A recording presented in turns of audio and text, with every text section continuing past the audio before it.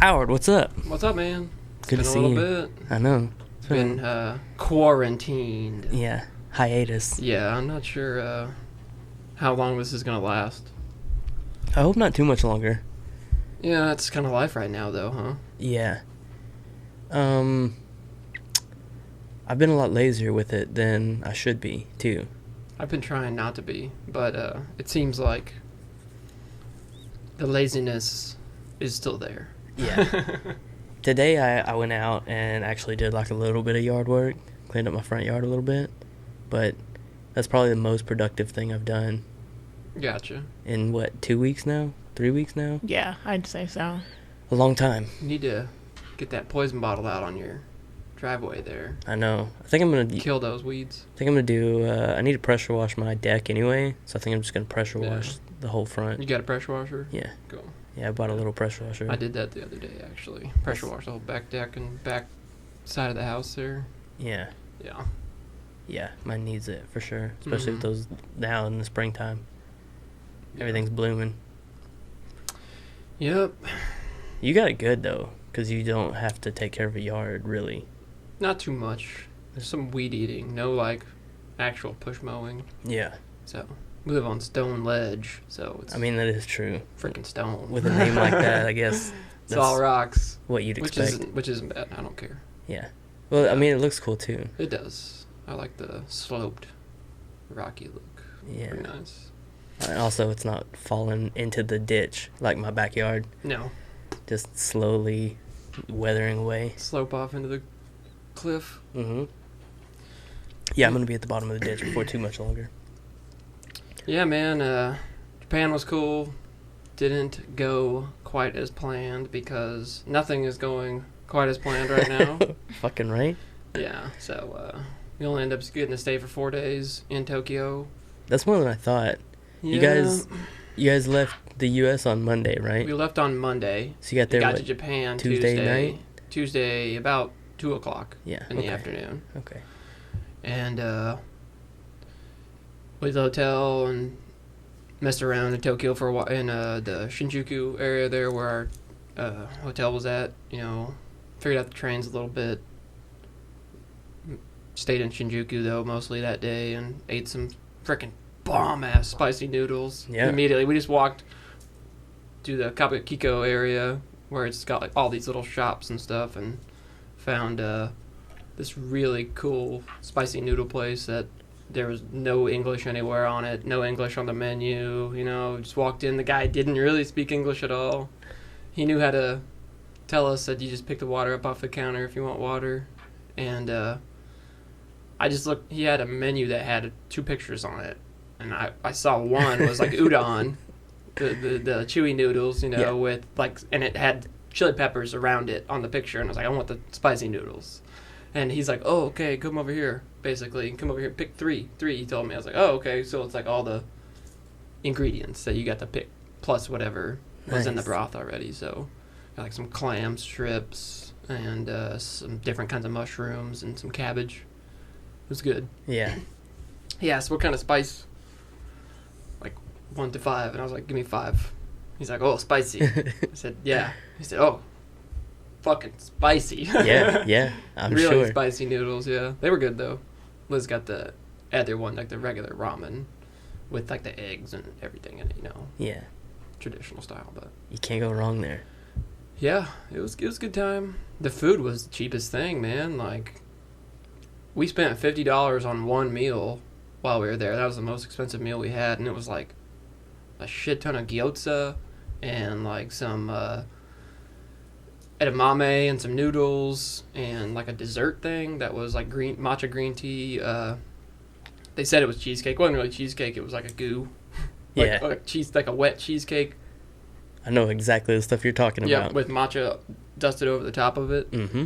And we drank every kind of drink they had on the menu. They had like 10 drinks on the menu. Me and Liz both got them, and it was like $50 for the meal. So it was a Really? lot. Yeah, Their whole, it was cheap. other than their meats, like their whole diet is pretty simple. So Mhm. that makes sense. A lot of noodles and a lot of rice while we were there. Yeah. Everything that I've ever seen, which The only time I've been through there is just through the airport, but Yeah. everything had egg in it too at the airport. Everything. Some kind of like. egg. They had a lot of Yeah. those 100-year-old eggs or whatever, the brown ones that they pickled, Yeah. put in there. Have you had one of those? I have. I've eaten part of one before. I'm like, never mind. Yeah. I haven't had one, but it seems like that would be the response. Yeah. It doesn't look like it would taste It's good. not as good as just like a straight up hard boiled egg. Yeah. Like Isn't it, what, vinegar that they do that with? some kind of vinegar, like apple cider vinegar or something like that. I'm not sure. Vinegar and lots of fermentation. Yeah, for a while. Yeah. Yeah. It was a fun time though. What was that robot thing you were doing? That was a robot restaurant. Yeah. Because that in that Tokyo. looked crazy. Yeah, in Shinjuku in Tokyo. It was, they call it robot restaurant. It's really not a restaurant. It's more of just like a dinner show. Like they don't really have a dinner. You can get some food there though, like bar food type stuff, chicken strips. They're big on chicken strips over there. They eat a lot of chicken, so. Yeah. Chicken strips and like churros. Popcorn. And then just a shit ton of drinks, really. Fucking cheap beers and cheap shots of tequila with this like honey stuff that everybody was drinking. Yeah, it's supposed to be really sweet. I didn't drink the honey stuff. Interesting. Yeah. Mm-hmm. Yeah, that show looked pretty cool though. Yeah, they had like multiple different shows within the show. They had like 3 intermissions where you could buy more drinks and shit and get fucked up. Of course. Before the next show started, it was like the first one was like almost like a traditional kabuki theater kind of thing where they had like the demons and like people playing the drums and dudes with swords and stuff. And the second one was like the robot thing.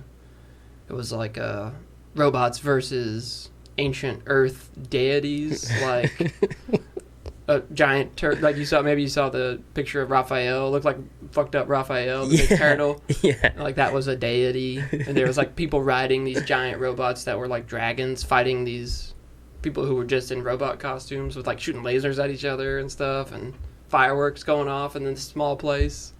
They had to put up chains in front of us, and because they're fighting with these like huge robots, like closer than you are from me. This thing is just moving all around. Yeah. Jesus Christ. The third one was like all the countries of the world, like we are all one world, some kind of Asian love song. Nice. Mm-hmm. That's pretty rad. Yeah, that one was cool. Tokyo was bomb. It was really, really cool. Definitely wish we could have went to Hiroshima and Kyoto like we planned as well, but you know, shit happens. We'll be back. Yeah. Yeah. Lost a lot of money doing it though. Yeah. That was Sucked.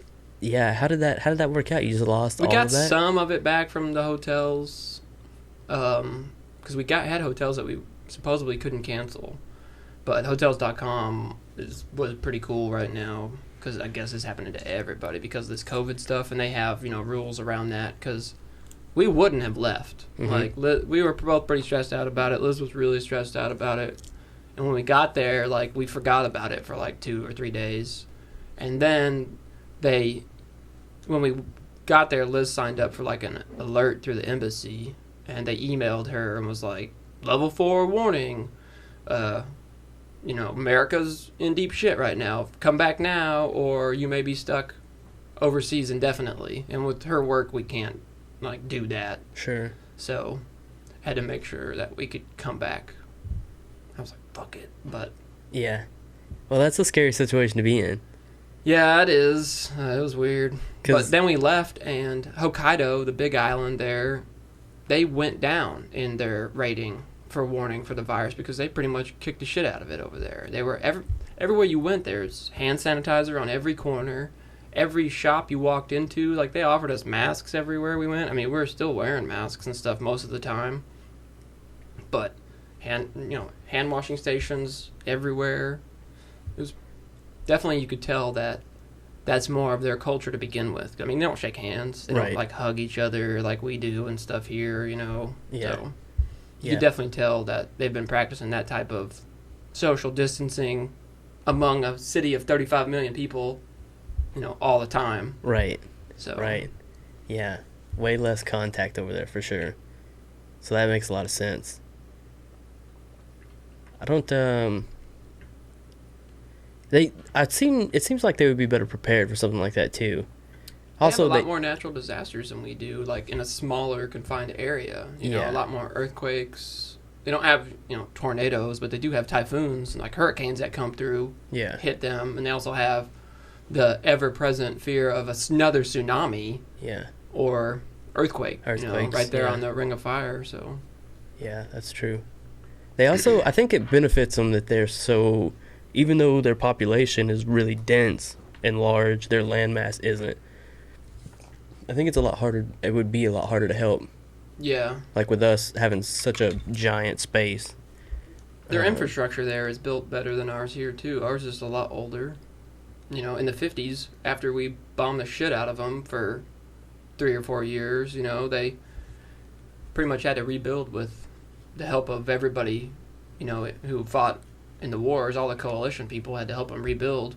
And rather than building just like interstates and roads, they built public transport. In the 50s, they had the Shenzhen, or the giant train, that super fast trains. I mean, they've gotten faster since then, but that was their main mode of transportation. Yeah. Public transport. So they're a lot more connected. So if you needed to be somewhere, get somewhere, it's a lot easier. Yeah, I guess all we really have is the interstate system. Yeah, interstate, because even the rail system isn't really for public use. So what we have is a lot of interstates with primarily what it is it's truck traffic on our interstates anymore. Consumer products moving across the country any more than just regular cars. But then when you get in the cities, you have the congestion of everybody's got to drive a vehicle here. Yeah, pretty much. Or you're stuck. Yeah. You're stuck within your city for sure. I couldn't get from Maumelle to Little Rock without a car. Yeah. There would have to be some car. You could make it on a bike, it would just suck. Yeah. But that's kind of unrealistic if you're talking about like work or something, Yeah, well, because the bridges. Yeah. If it wasn't for the bridges, I think you could do it. Yeah. Because there's people that bike further than that. One time, I knew a guy that I worked with at the when I was cutting metal, and he lived in Quitman. And we cut metal in Heber, and he would ride his bike to work 12 hours, and then ride his bike home. Whoa. Yeah, from Heber to Quitman. At least that road is not, as much traveled as like one of these bridges or something. Yeah. It's a lot more. Yeah. That's a lot more feasible of an actual bike ride you could do with lot less danger. Still dangerous, but it's these bridges, that would fuck you up. Getting from here to Little Rock, but yeah, because you'd have to stay off the interstate for sure. Yeah, obviously, and really the only other way to do that across those bridges is to go all the way downtown first. Yeah, that would take forever. Yeah, and back roading your way to downtown would take forever. So yeah, we had more plans for some things we were going to do that we didn't get to do. But we did get to do some cool stuff, The shrines, they were everywhere. Like, you'd be walking and then you walk past it twice and you're looking on your phone and you're like, man, I thought we were going to find this shrine around here somewhere. And then you look down an alley and then it opens up all behind the alley, behind all the new buildings. There's a 300-year-old shrine that's been there, that didn't burn down. That's crazy. Yeah. Most of them did and had to be rebuilt in the 50s, a lot of those. The big one for the Meiji dynasty, the Meiji Jinju Shrine, I want to say is what it's called, where they had the original Meiji emperor, his whole burial areas there. They have like 5 or 6 shrines, a big lake with like tons and tons of koi in it, and this area where all these different flowers grow and stuff, and a bunch of water lilies and everything. It's a giant park just right in the middle of Tokyo. And when you're walking through it, they have these like giant billboards kind of that are on the sides that tell you, how it was built and stuff in the 1800s. And then when it was destroyed, most of it was destroyed in the 50s because of the bombs that we dropped on it. Right. People from the surrounding areas brought trees in from their area. Like they would root up all the trees, giant, bigger than this table area of roots, bundle it up, put it on the back of a donkey, on a cart, and cart it all the way there from wherever. And they did like thousands of trees this way and replanted all these trees in this area around the shrine and made this forest. Yeah, just giant park. I can't imagine doing that with a tree now, let alone back in the 50s or in the 60s, whenever it was. I think it was the 50s, because right after the war, or like during that build-up area, late 40s, 50s. Yeah. That would be bananas. Mm-hmm. What all did you guys get to do besides, like, you were there for 4 days, you said? Yeah, we were there for 4 days. We mostly just walked around and visited different districts of Tokyo. We stayed in the Shinjuku area, which is one of the main train hubs. It's the biggest train hub, so we could get anywhere in Tokyo just by getting on a train. So we, checked out like the Shinjuku area, which was right around us, and checked out the Akihabara district, which is like, they call it like the nightlife district. There's a lot of bars and like arcades and different stores and things like that you can walk in. A lot of like nerd gaming stuff. There's a lot of dudes walking around in there, and we went in a bunch of different shops. Some of them had like figurines and things you could buy. We walked in one that was like a figurine store on the first floor, and the whole first floor was maybe twice as long as your area here, and then same size as wide and everything. Yeah. And then there's 4 more floors, and it's porno all on the 4 floors above it, different kinds of porno. And as you're walking up the stairs, they have posters everywhere of all these models, all these girls and guys that look like girls, and girls that look like guys, and everything. Some of them had tentacle stuff on some of them, anime stuff, but the higher you went up, it was just more and more and more levels of porno. Went in a lot of those like figurine stores and things like that, and you went to Shibuya, which is like the big crossing that you see all the pictures of, where it's the busiest intersection in the world. Basically, it's like 6 directions, and people just crossing, because there's 2 train stations right there that kind of intermerge. So people just crossing that whole area. It was thousands of people, just out and about. They didn't seem to care. They were all wearing face masks, not touching each other. Right. But yeah, most of them were wearing face masks. Us included for the most part. That's pretty normal for them too, though. Yeah. Seems even like just it on a normal, healthy day. But the trains were easy to figure out. I mean, once we figured out that we just walked by and showed the guy the pass, because we didn't have like the little buzzer pass like they have. We had a paper pass. Once we just figured out that we walked right in front of him and showed him the pass and walked by and just did whatever we wanted in the train station, it was easy. Because it was confusing. Like, do we need tickets? He's like, go. No tickets? He's like, go. What did you have to do to get your pass? We did it online. Liz ordered it online, and they sent us like a paper. And then when we got off the plane there, the first place we went was the JR like office, and gave them our passports in that paper. And then they just gave us a printed pass that they laminated over like a brochure, basically, that had like all the rail lines and everything on it. And so we just showed them that whenever we wanted to get on any of the JR trains. Nice. That's pretty slick. Very easy. I mean, if you got on one train, there's an app for it that you can see, when it'll be and where it'll be, and it is literally to the minute. Like, these trains are not late. And when they are late, it's like somebody got ran over by the train. We have to stop the train for 4 minutes. Like, what? Jesus. And then it's back on time, baby. Jesus. Yeah. It was pretty cool. Definitely excited to go back and see some more of the culture and stuff. Yeah. People were real nice. Yeah. Every time I've been through there, it's always been nice. Most of the Asian culture, or most of the Asian people, have always been real kind, or they just don't care about you. It seems like, you know what I mean? Because you're Yeah. not, it's not their business. Gaijin, you're outsider anyway. Well, So yeah. we're not really part of their culture. I mean, like, I was the tallest person just about anywhere we went. Yeah. Yeah. I could see that. I definitely stood out. The tall white dude with tattoos everywhere definitely Yeah. stood out. And I didn't get any flack about it while we were there at all. And I was wearing short sleeves pretty much the whole time. I had my jacket on sometimes, but pretty much wearing short sleeves all the time. And was in multiple restaurants with just short sleeves on, and they obviously were looking at my tattoos and didn't care. Yeah. So Yeah. That's been my experience.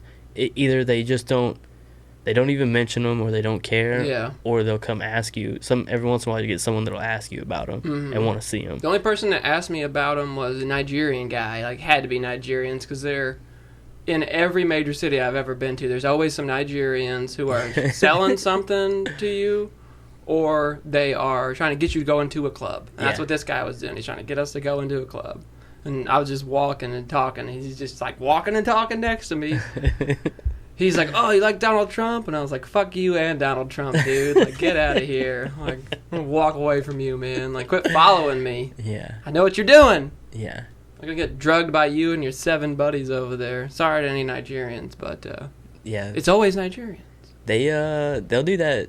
I mean, they do that in Nigeria too. I didn't walk around Lagos too much when I was there, but like just the bus ride, like to and from the airport and stuff, you'd see them just walking down, getting people into stores and into like just all kinds of shit. Yeah, like Brooke that. calls them the fake person ninjas, because they're the ones that are always selling the fake stuff where they just pull it up real quick and are gone. Yeah. In and out. Yeah. Got it and go. The Shinjuku area was dope, though. Like, a lot of cool stores and bars and restaurants that were all really just, like, stacked on top of each other. I mean, if I could have read Japanese, I probably would have been able to decipher more of what each of these places was, but there'd be one sign with 7 different things on it. And I'm like, okay, I know that is a fish restaurant because there's a fish on it. And it looks like it's cooking. So that is a fish restaurant. Gotta be. Maybe we could try that place. I don't know what these 7 are. I might walk in and ask, but they probably don't speak English or be able to tell me. Yeah. Or care to tell me. So we probably missed out on a lot of just random cool stuff just for that reason. You know, Liz knew how to ask a lot of things and get directions if we needed them, because she speaks a little bit of Japanese. But She's been doing her homework for a long time. she has. She was really bummed by this, so it's tough. But I mean, we don't have. I keep reminding her, like, it's first world problems for sure. For sure. Like, oh, my Japan trip. You know, I mean, it's a bummer deal, and it's something she's wanted to do her whole life, which sucks. But first world problems. Yeah, for sure. It is. Can't really complain too much about my trip, you know, being cut short or postponed in any way. I mean, I can complain about losing some money. Yeah. Well, I mean, it does suck regardless. It's just a strange time. A strange, weird. We traveled internationally through international airports, made contact with multiple people, didn't get sick in the least or anything, so that's a win. Yeah, that's good. That's very good. That's a win. Mm-hmm. Yeah. Like, we could have it much worse, like some of these people right now. That sucks. Yeah, people Really just, sucks. like, down the road. I mean, there's people, there's a bunch I in know. this I know. county, I have man. a few people that I know that are friends or clients that are sick and isolated. You know Yeah. what I mean? So it's kind of scary. It is. It's a weird thing. Mm-hmm. I haven't talked to anyone that I know personally that does or has had it so far. I mean, I'm sure someone I know does or has. It's such a weird virus, too, because you could get it, not know you have it, or had it, and just feel crappy for a day, or maybe even not feel anything. Yeah. But you could still pass it off to a bunch of people and make them really sick. Yeah, that's the scary thing about it. Yeah, you know, so I've been making sure to wash my hands constantly, like any more than I already do because of the shop and stuff, you know what I mean? Yeah. Anytime I pretty much leave here or come in contact with or somebody comes here, that's the move. I'm touching everything. Yeah. Yeah, right. What's this over here, huh? Yeah, how so you guys got back How long have you guys been We've holed been up? back for right about 2 weeks. Yeah. Yeah, so that's about, Mm-hmm. should be about the right amount of time. We've just been holed up at the house with the dogs. Yeah. Yep. I mean, that's went to the grocery store. I mean, you got to. Went to the beer store. Those are the only two places 'Cause that I I've had been to, yep. Mm-hmm. so far. That was it. Other than that, I've been working on art projects. Yeah, I saw your masks. Yeah, those were fun. What'd you make those out of? So the first one, oh, there it is, Kitsune mask. That one was red oak, stained and painted red oak, and then covered in that kimono fabric there, that like red star pattern, Yeah, that's diamond and rad. circle pattern, and then just some paint. And the second one was it's a ko-omote mask. It basically means like beautiful girl. That one's white maple with just sanded nicely and cleared, and then some more kimono fabric and rope with the fake sakura blossoms there. Yeah, real rad. Did you do those in your garage? Yeah, I did those in the garage with some tools I've had for a while. That's the move to stay busy during all this Yeah. shit, stuff like that. Started some stone carving today, so before I came over here, I had to change. Covered it from head to toe in stone dust. What kind of stone you carving? Right now, I'm working on some red lava stone, soapstone. It's soapstone, but it's like a little bit more porous kind of soapstone. So it's got a nice red, kind of rusty color to it. So What are you making out of it? I'm doing some like figurative wave patterns. Nice. You know me, I like the waves. Yeah. Yeah, that was the first thing I noticed with the, The gold waves. yeah. Yeah. I like the gold, too, on that red. Yeah, the gold on the red. When the light hits it, it looks really good like that. So that's some actual gold paint. Oh, really? Yeah. Fancy. Yep. Fancy. Real fancy. Yep. And those are not actual gold bells on that mouse. Ah. Well, gold waves, but not gold bells. Yep. Too expensive. Yeah, I mean, that's a lot of gold. A lot more weight than paint. Yeah. Did get a few cool things while we were in Japan, though, like just some like bric-a-brac, items and like some paper things. Like, got a bunch of different talismans and things from a lot of the shrines we went to. You could make a donation and get talismans for different types of protection or like fortune or things like that, and like little Maneki Neko cats, little waving cats and stuff. And That's nice. they sold all kinds of like cool candies and like small little pastries everywhere, so I ate a bunch of those and tried to take pictures of all the weird stuff. Did you try the Kit Kats? I didn't try any of the strawberry ones, but the matcha ones. Did you Okay. see the red bean ones? No. Those are Missed strange, the red bean but ones. really good. Yeah. We went into a bunch of 7-Elevens, and they have a store there. I can't remember what it's called. It's like a last name, though. Like Thompson's or something weird, but they're everywhere. They're like 7-Elevens are here. They're everywhere there, so. But you could walk into any of those stores and get a dinner. It's pretty cool. Like, what do you mean? Like a sushi dinner, man. Like a freshly made that day, like rice bowl with fresh vegetables and meat in it, or like different like sushis or different kinds of entrees, like stuff that they make locally and prepare and sell in those stores. It's pretty cool. I gotcha. Yeah, the benefits of living by the ocean. Yeah. I really wanted to go to this fish market. They have like this giant fish market there near the pier. We were near the pier for a little while, but we were going to this big shrine and the Tokyo Tower that day, so we didn't want to spend too much time over by the pier. But yeah, they have this giant fish market there. It's like just amazing, just giant tuna come in, where they sell like a chunk of tuna for like 400,000 Yeah.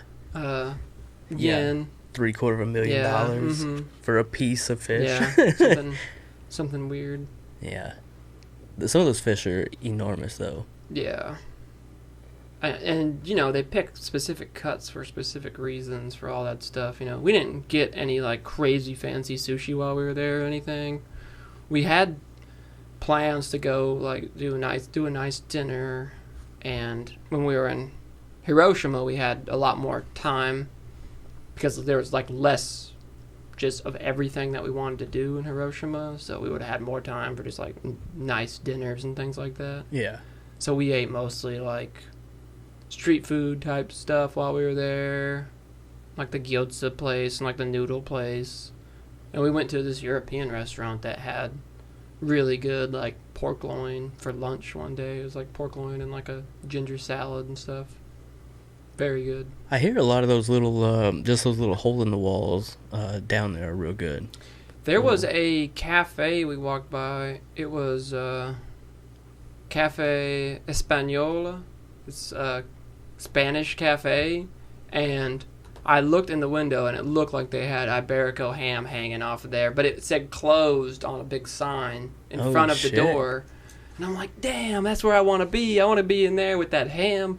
I wonder what that would cost to get an Iberico ham in Japan. I don't know. That can't be cheap. I don't know. I would have paid though. That stuff is like turns to liquid in your mouth. It's so good. Yeah, they knew what they were doing making that. Mm-hmm. Very well cured. Isn't there different variations of it too? Well, there's like Iberico and there's like Serrano and there's the different versions within those. Yeah. But it's all good. Yeah. I mean, my palate, I'm not like a wine connoisseur, like for ham, I don't have like a palate where I could identify the different kinds, yeah. This pig was born in the southeast. Yeah. This is a good 2017 ham here. Yeah. I could tell this pig was born in 2002. Mm-hmm. Cured. He tastes delicious. But yeah, since we've been back, just been doing art and hanging out and playing with the dogs. They love it. They're not going to know what to do when I go back to work. Is Liz having to go to work or work? She's going back to work this week. Okay. They told her to quarantine when we got back, so they're going to pay her to stay home, so she stayed home. Nice. Yep. That's a good gig. Her work is very nice. So yeah. They're an international company, though. They're actually owned by a company in Japan. So I was like, you need to get your ass in gear and get to work for that company. Yeah, no shit, right? So she's like looking up like university classes on taking Japanese and stuff. Shit. To get like certified in it or whatever. It's like, if you do it, like, we'll go. Why not? You can work and I'll hand build us a house out of Japanese maple or something. Yeah. We'll live there. Yeah. They'll let you tattoo in Japan. Oh yeah, I know. I feel like such a poser though, honestly, man. Like, yeah. We were supposed to go to Horiyoshi's studio the day we left. Oh shit. That was our plans, was to get up early that morning, jump on a train to Yokohama and go visit Horiyoshi III's tattoo museum and private studio there. That sucks. Yeah, because they were still open. So Jesus. Yep. So that day we ended up leaving. So we had to change our flights and stuff and fly. How big of an ordeal was that? With the airline? It was easy, but I mean, we had to pay more. Sure. They didn't give us a deal, The way there, we lucked out, and the plane was empty. Dallas Airport was empty when we went through. And so on the way there, we got to upgrade for super cheap. And the big sleeper recliners, Yeah. I saw your... it was ridiculous. There real was like food. a filet. They served me a filet with a baked potato, like a real baked potato. And, that's not normal airline food. So they gave us like hors d'oeuvres, which I don't even remember what it was. It was like a small salad and some kind of little fish thing. And then they gave us some main course with like the steak or noodles or whatever you wanted to get. I think there was like a dumpling thing too. And then like another side with it. And then they were like, you want dessert? I was like, oh, just bring me more of this rum, like this beer. Like, I can't do dessert. And she's like, are you sure it's ice cream? It's like, oh, man. Maybe I'll get the ice cream in a little bit, okay? Save me the ice cream. Yeah, that's the way to fly, man. Yeah. I've never gotten the long flight. 13 hours from Dallas there, 11 hours from Tokyo back to Dallas. Yeah. It's weird how that works out. Jetstream. Jet streams, yeah. Yep. That did you guys have that upgrade when you came back too? No, we were in It was packed then, wasn't premium it? economy. No, it was nobody on that plane, dude. Really? Yep. Wow. Yeah, so Liz wrote American Airlines, FU American Airlines, if you're listening. Liz wrote American Airlines an email and was like, yeah, I don't think I should have had to pay to change my flight to this particular flight because it was literally the same flight at the same time from the same location to the same location, Yeah. just on a different day. Yeah. And the flight was empty on the way back. There was a lady wearing a full-on hazmat suit with like a mask and goggles and gloves and everything on. Jesus. She looked like she was shaking, like she was freaking out. Like, I can't imagine that her anxiety level at that point to be that over the top. I looked at her and was like, American? You can always identify Americans in other countries very easily. Yeah. Yeah. I can agree with that. Yep. We got a look. We definitely have a sound. You can hear us from afar, especially in Asia, in Japan. Yeah. I identified a few Americans very quickly while we were there. I was like, what part of America are you guys from? Yeah. They're like, oh. In Korea, so the bars in Korea are all real small, and usually they just leave doors open, so you just walk in off the street, you know? Yeah. And I could always tell where all my friends were, just walking down the You street. can hear them. Yeah. Yep. I'm like, wait, that dickhole's in this bar. I'm not going in there. Keep going. Yeah, that's always the case. Were there any places in there that were that like they wouldn't let expats go? Nowhere I went. You know what I mean? Yeah. Everywhere I went was open. You know, they didn't tell me to get out or anything. I'm sure there's some places, you know, that are probably more smaller places or family run or gangster run Yeah. places where they wouldn't let, you know, some whitey white in like me. I guess probably in a big city that's not as big a deal either. No, probably not. In a smaller city, I bet that would be more of a thing. Yeah. Smaller towns and villages there, you know, I bet that would be more of a thing. There were several bars and restaurants when I was in Korea, but we were in a little shipyard town, you know. But as soon as you went in there, they'd give you one of these, and then if you just gotta get the fuck out. If not, they'll come and they'll push you out. Dang. Yeah, I didn't understand what was going on the first time. I was with another guy who was like, we gotta leave. And I was like, why? Like, let's just have a drink. Like, it's fine. These people seem cool. We'll just have a drink with them. And they just push us out. Oh, man. Yeah. Didn't have that happen, no. Yeah, you learn pretty quick. Yeah. Okay, that means I gotta go. Yeah. Yeah, there was a couple there. I bet outside of the major cities, Probably. you'll probably run into that. Yeah, you know, we only got to do Tokyo, so it was cool. You guys have an idea of when you're gonna get to go back? Maybe later this year, maybe next year. If not later this year, definitely next year because my niece is my oldest niece, who is 17 now. makes me want to do something. My oldest niece, we told her that when she graduates, we'll take her on a trip wherever she wants to go. So she mentioned Japan, so we'll probably just end up doing that. Yeah. Take her, you know, so she's never been anywhere out of the country or just about anywhere like that, just to Florida to visit her dad. Yeah. That's a good experience, especially that age. That's the age, really, where you should start getting into international travel, I think. Yeah. Your brain is still, like, being molded into what it will be, and that experience of other culture would really help out, I think, for a lot of people. Luckily, we got to kind of start doing that, you know, pretty young with Ryan and Brooke and everything when we started traveling with them, you know, to other countries and everything. So Yeah. It was college, but right after college, but still pretty young. Yeah. I mean, yeah, still ideal time. Mm-hmm. Me too. I got in right at a perfect time. Yeah. Really opened my eyes to a lot. Even the little bit that I did get to experience. Pretty great. Yeah, it's nice getting to go and experience other cultures besides our own. The South is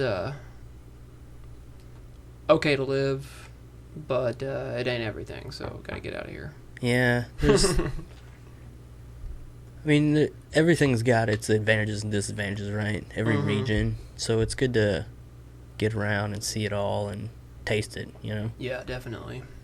Just like a good restaurant. There's so many different sections and segments of America that are all different and cool, too, you know? Yeah, there's still more of the U.S. that I haven't even seen that I got on my list. I've been to a lot of places in the U.S., pretty much everywhere except for the major cities in the Northeast. Yeah. Like, I've been to Philadelphia. That's about as far Northeast as I've been. I've never been in New York or Jersey or any of those places up there. The only time I've been in New York, I was pretty young. So not really old enough to take it in.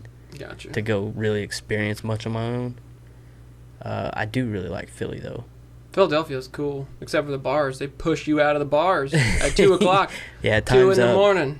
2 in the morning every night. They're like, time is up. Can you imagine, though, what they experience, like, on a daily, if they did, like, before they started doing that? Oh, yeah. Like, I mean, in Philadelphia, yeah. I know what they experience. Exactly, yeah. exactly. Because when you leave the bar, it's on the streets. Yeah. Everything that was happening in the bar just moves to the streets, and they don't give a fuck. Yeah. They're like, that's cool, just get the fuck out. Like, take that with you. We don't care, just get the fuck out. Leave the glass. Yeah. Drink it. Yeah. Get the fuck out. You gotta be a hardy person to live there. Those winters are fucking brutal. When me and Brian, when it was February for that Philadelphia convention, my dumbass got my foot tattooed and was walking around for the whole rest of the weekend in freezing cold, basically half my shoe on. Yeah. Bad idea. Yeah, it was worth it. Yeah. I mean, that's rad tattoo, rad artist. Yeah, cool story, cool artist. So. Yeah, worth it. Yep. You don't get those experiences every day. Nah, try to. And in his city, too, right? Yeah, it was in Philadelphia, where he's from, so. Yeah, I thought he was from up there. Even better. Yep, home base. I know he's got that shop in Asheville now, North Carolina, that he works in. I think that's just like right over the border, though. From Philly. Yeah, it's not that far. That area, yeah, not too far away from each other. Yeah. Mm-hmm. But he's been doing it for a long time, so worth it. True that. I wonder when they're going to start back being able to plan shit and do... Man, I don't know. Life to go back to normal. Like, who knows how long this is actually going to last in terms of governmental shutdowns, mandatory shutdowns, and things like that. I don't know. It's no secret I'm not a fan of government, but... No doubt. In just about any form, but this is, like, a good idea. You know what I mean? Like, the social distancing. Yeah. Like, because our healthcare system, especially in America, is designed for failure with something like this. And we've known this was going to happen for a long time. Yeah. You know, I mean, just years ago, before this current administration, they did tests that proved that we were not prepared for all this stuff. And they laid out who would be in charge of what and all this. And we still were unprepared. Yeah. So, weren't a lot of those key positions let go, too, with this new administration? Well, the second the new administration came in, they started just minimizing government, which is not necessarily a bad thing, but if you do that just in a broad sense, what you end up doing is getting rid of the people who know what the fuck is up. You know, you get rid of too many key positions because of some political ideology versus what is actually a good idea, and it hurts us. Yeah. It's a shot in the foot. But, like you said, on the same token, it's not necessarily a bad thing at first. Government bureaucracy being as small as possible is the way it should be, because it's our money that pays and funds it, and they waste an exorbitant amount of it. Yeah, I agree. Every year. I agree. Yeah, so this should be small, but it should also run smoothly, which is not what's happening. No, for sure. So. I think a lot of that is just because it's just two sides fighting each other constantly. 100%. Yeah, the two-party system is destroying the... There's no republic gray area that we have at this point. Yeah. Not a democracy. No. True democracy votes on everything. Republic is what we have. Yeah. It is definitely more of a republic. To the republic for which it stands. It says it in the Pledge of Allegiance to our country. That is true. That's a good point. Doesn't mention democracy in there anywhere. No. No, it doesn't. I don't think the real democracy, though, is necessarily something that would work just because of Sure it would. how large we are. It totally would. It would just have to be at a local level. It would have to be at a local level and not a local, state, federal, interfederal. They have so many layers built into this as a way to keep us out. Yeah. It's not a way to include us. It's a way to keep us from making the policies and decisions. Sure. Because if we, as a united people, made the ideas for the policies and decisions, we would do things that benefit us, Sure. as opposed to benefit particular special interest, we'll say groups or corporations or people. You know what I mean? We wouldn't.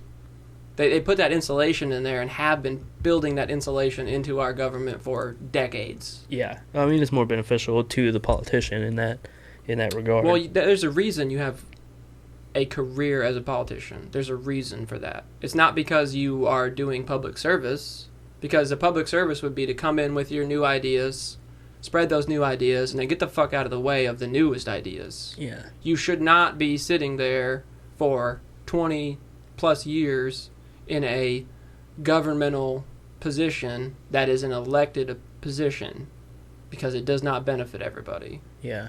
Yeah, I agree. I agree with that completely. Yeah. Really, there's no position you should have for that long. Agreed. By then, you can't innovate when you're doing the same thing over and You over. shouldn't be a person that bags groceries for 20 years. At some point, you should go from the grocery bagger to maybe the person that checks them out, maybe the guy that does the meats, maybe the guy that does the produce, and maybe the manager. Yeah. You know what I mean? Yeah. They don't put somebody in one position for 20 years and expect the same thing. No. Yeah, it doesn't make sense. So A lot of the federal level jobs don't make sense though. The president job being one of them. That's a lot. That's too much for a single person. Well, you look at all the other branches of government, and it's spread a lot more. You know. it is, but if you look at the president versus the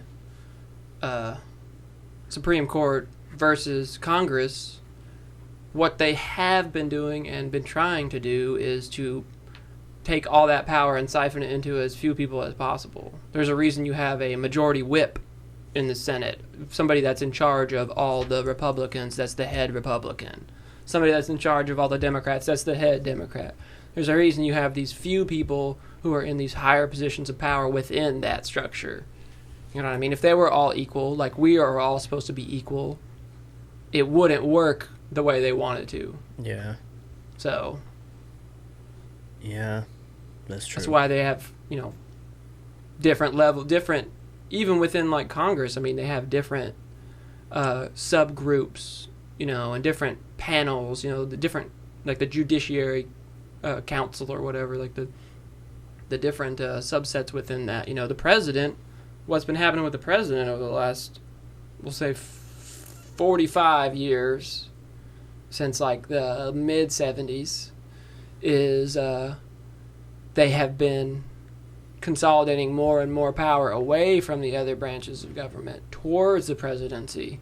And since then, the presidency has become way more than it was ever intended to be. Yeah, for sure. Yeah, they're supposed to be an executive now.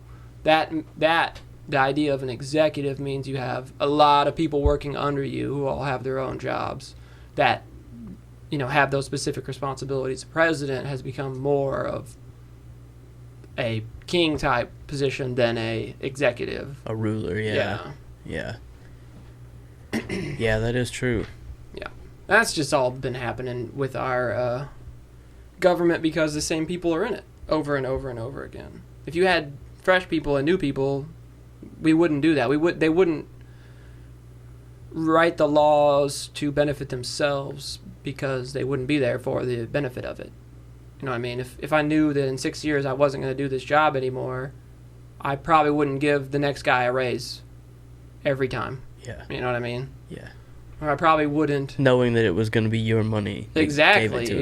Because, I mean, it is our money that runs this country, you know. Whether it's our money that they get through taxing imports and exports, through taxing us as our income, through taxing our personal property, through taxing everything that we buy and sell. I mean, think about how many different taxes there are. Everything is taxed. Taxed and retaxed, and then retaxed again. Yeah. Multiple levels of tax on one item. Yeah. If we get it from somewhere else, it's taxed when it's taxed when they buy it in that country. Taxed when it comes here. It's taxed when it's bought at a wholesale level. It's taxed when it's resold. If you have to ship it, there's a tax on that shipping that they pay. So, and then if you own something, depending on what it is, you have to pay a tax to own that item. Man, I got my property taxes the other day. Ridiculous. Yeah. Stupid. I'm sick of it.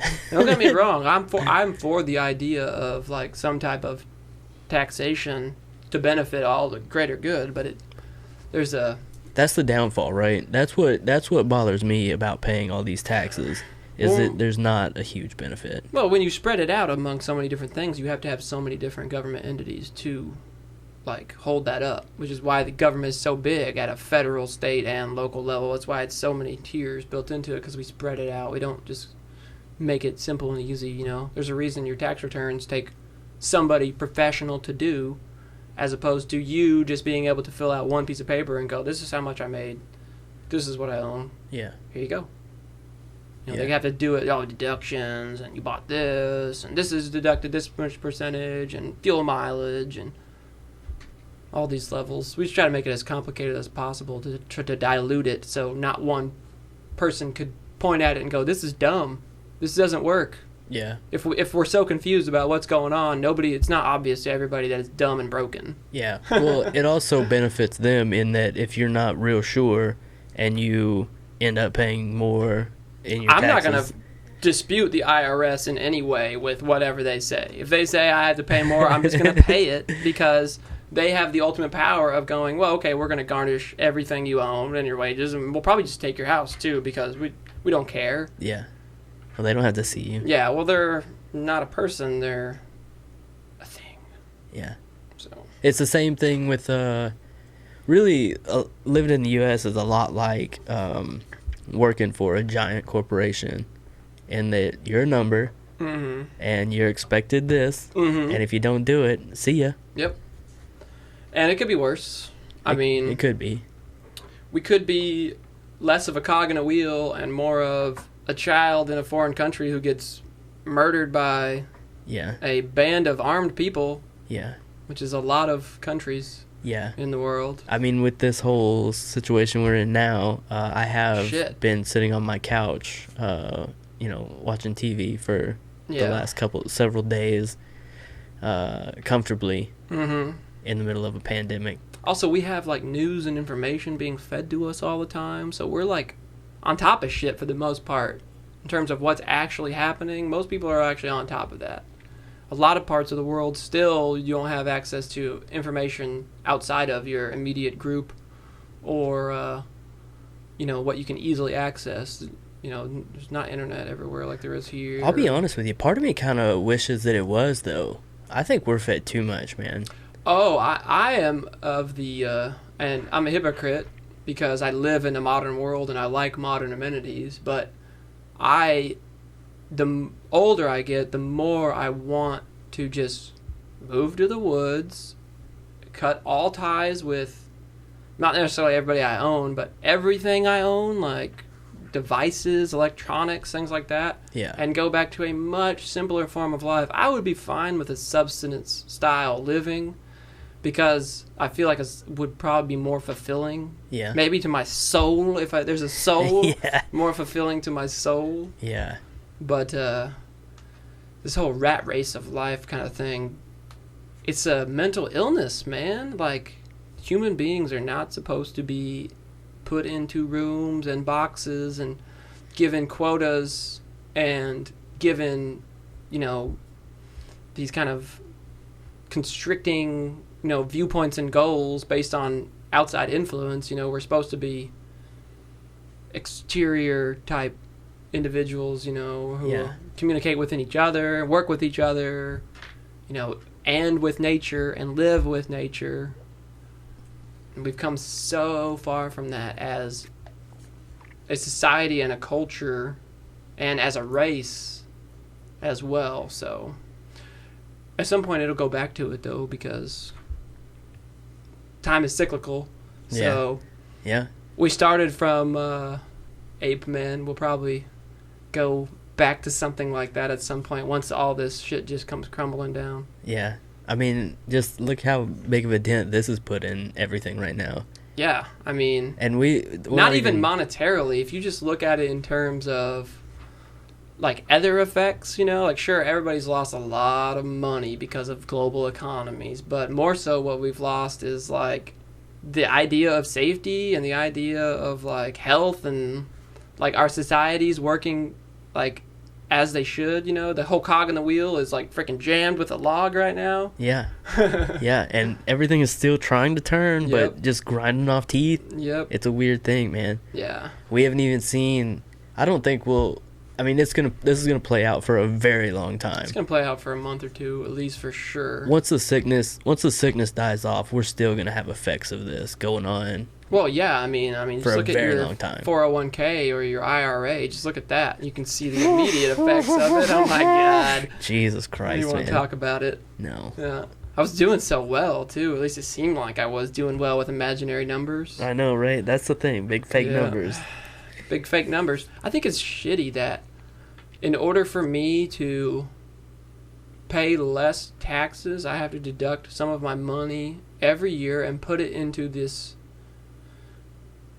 like, kind of fake, monetary system that is stocks and bonds and things like that, Yeah. It's pretty terrible. For tax relief, either I spend it towards some kind of savings which just gets wiped out, or I don't spend it and then I have to give it to the government who just wipes it out. That really... So you're just pumping your money, your savings, essentially, into the economy is the idea behind That's what benefits them. Yeah. The benefit for you is that if the economy goes the way that they tell you it will, or plan that it will, that this will benefit you and that you won't have to work. So, in theory, it's a great idea, but it doesn't always work out. Anyone who was planning to retire this year or next year is fucked. Yep. Fucked. I was thinking about Nick when all this started happening, and then I was like, oh, Nick is a genius, because he told me when all this shit went down with his work and his back, when he stopped working, he told me he took all of his money out and put it into one thing that was a guaranteed thing. Like, he said the stock market could crash tomorrow and my money's still good and I'm still making money off of it. I can't remember what he told me it was. I don't know if it was some type of mutual fund or ETF or something.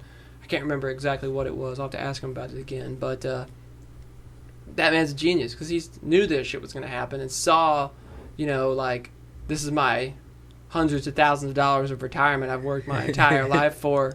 Yeah. So I'm not going to take the chance on it. So, he gets his money every month that he makes off just the interest of it, and that's what he's got to spend, and he's got the rest of it if he needs it. So yeah, smart man. Pretty smart.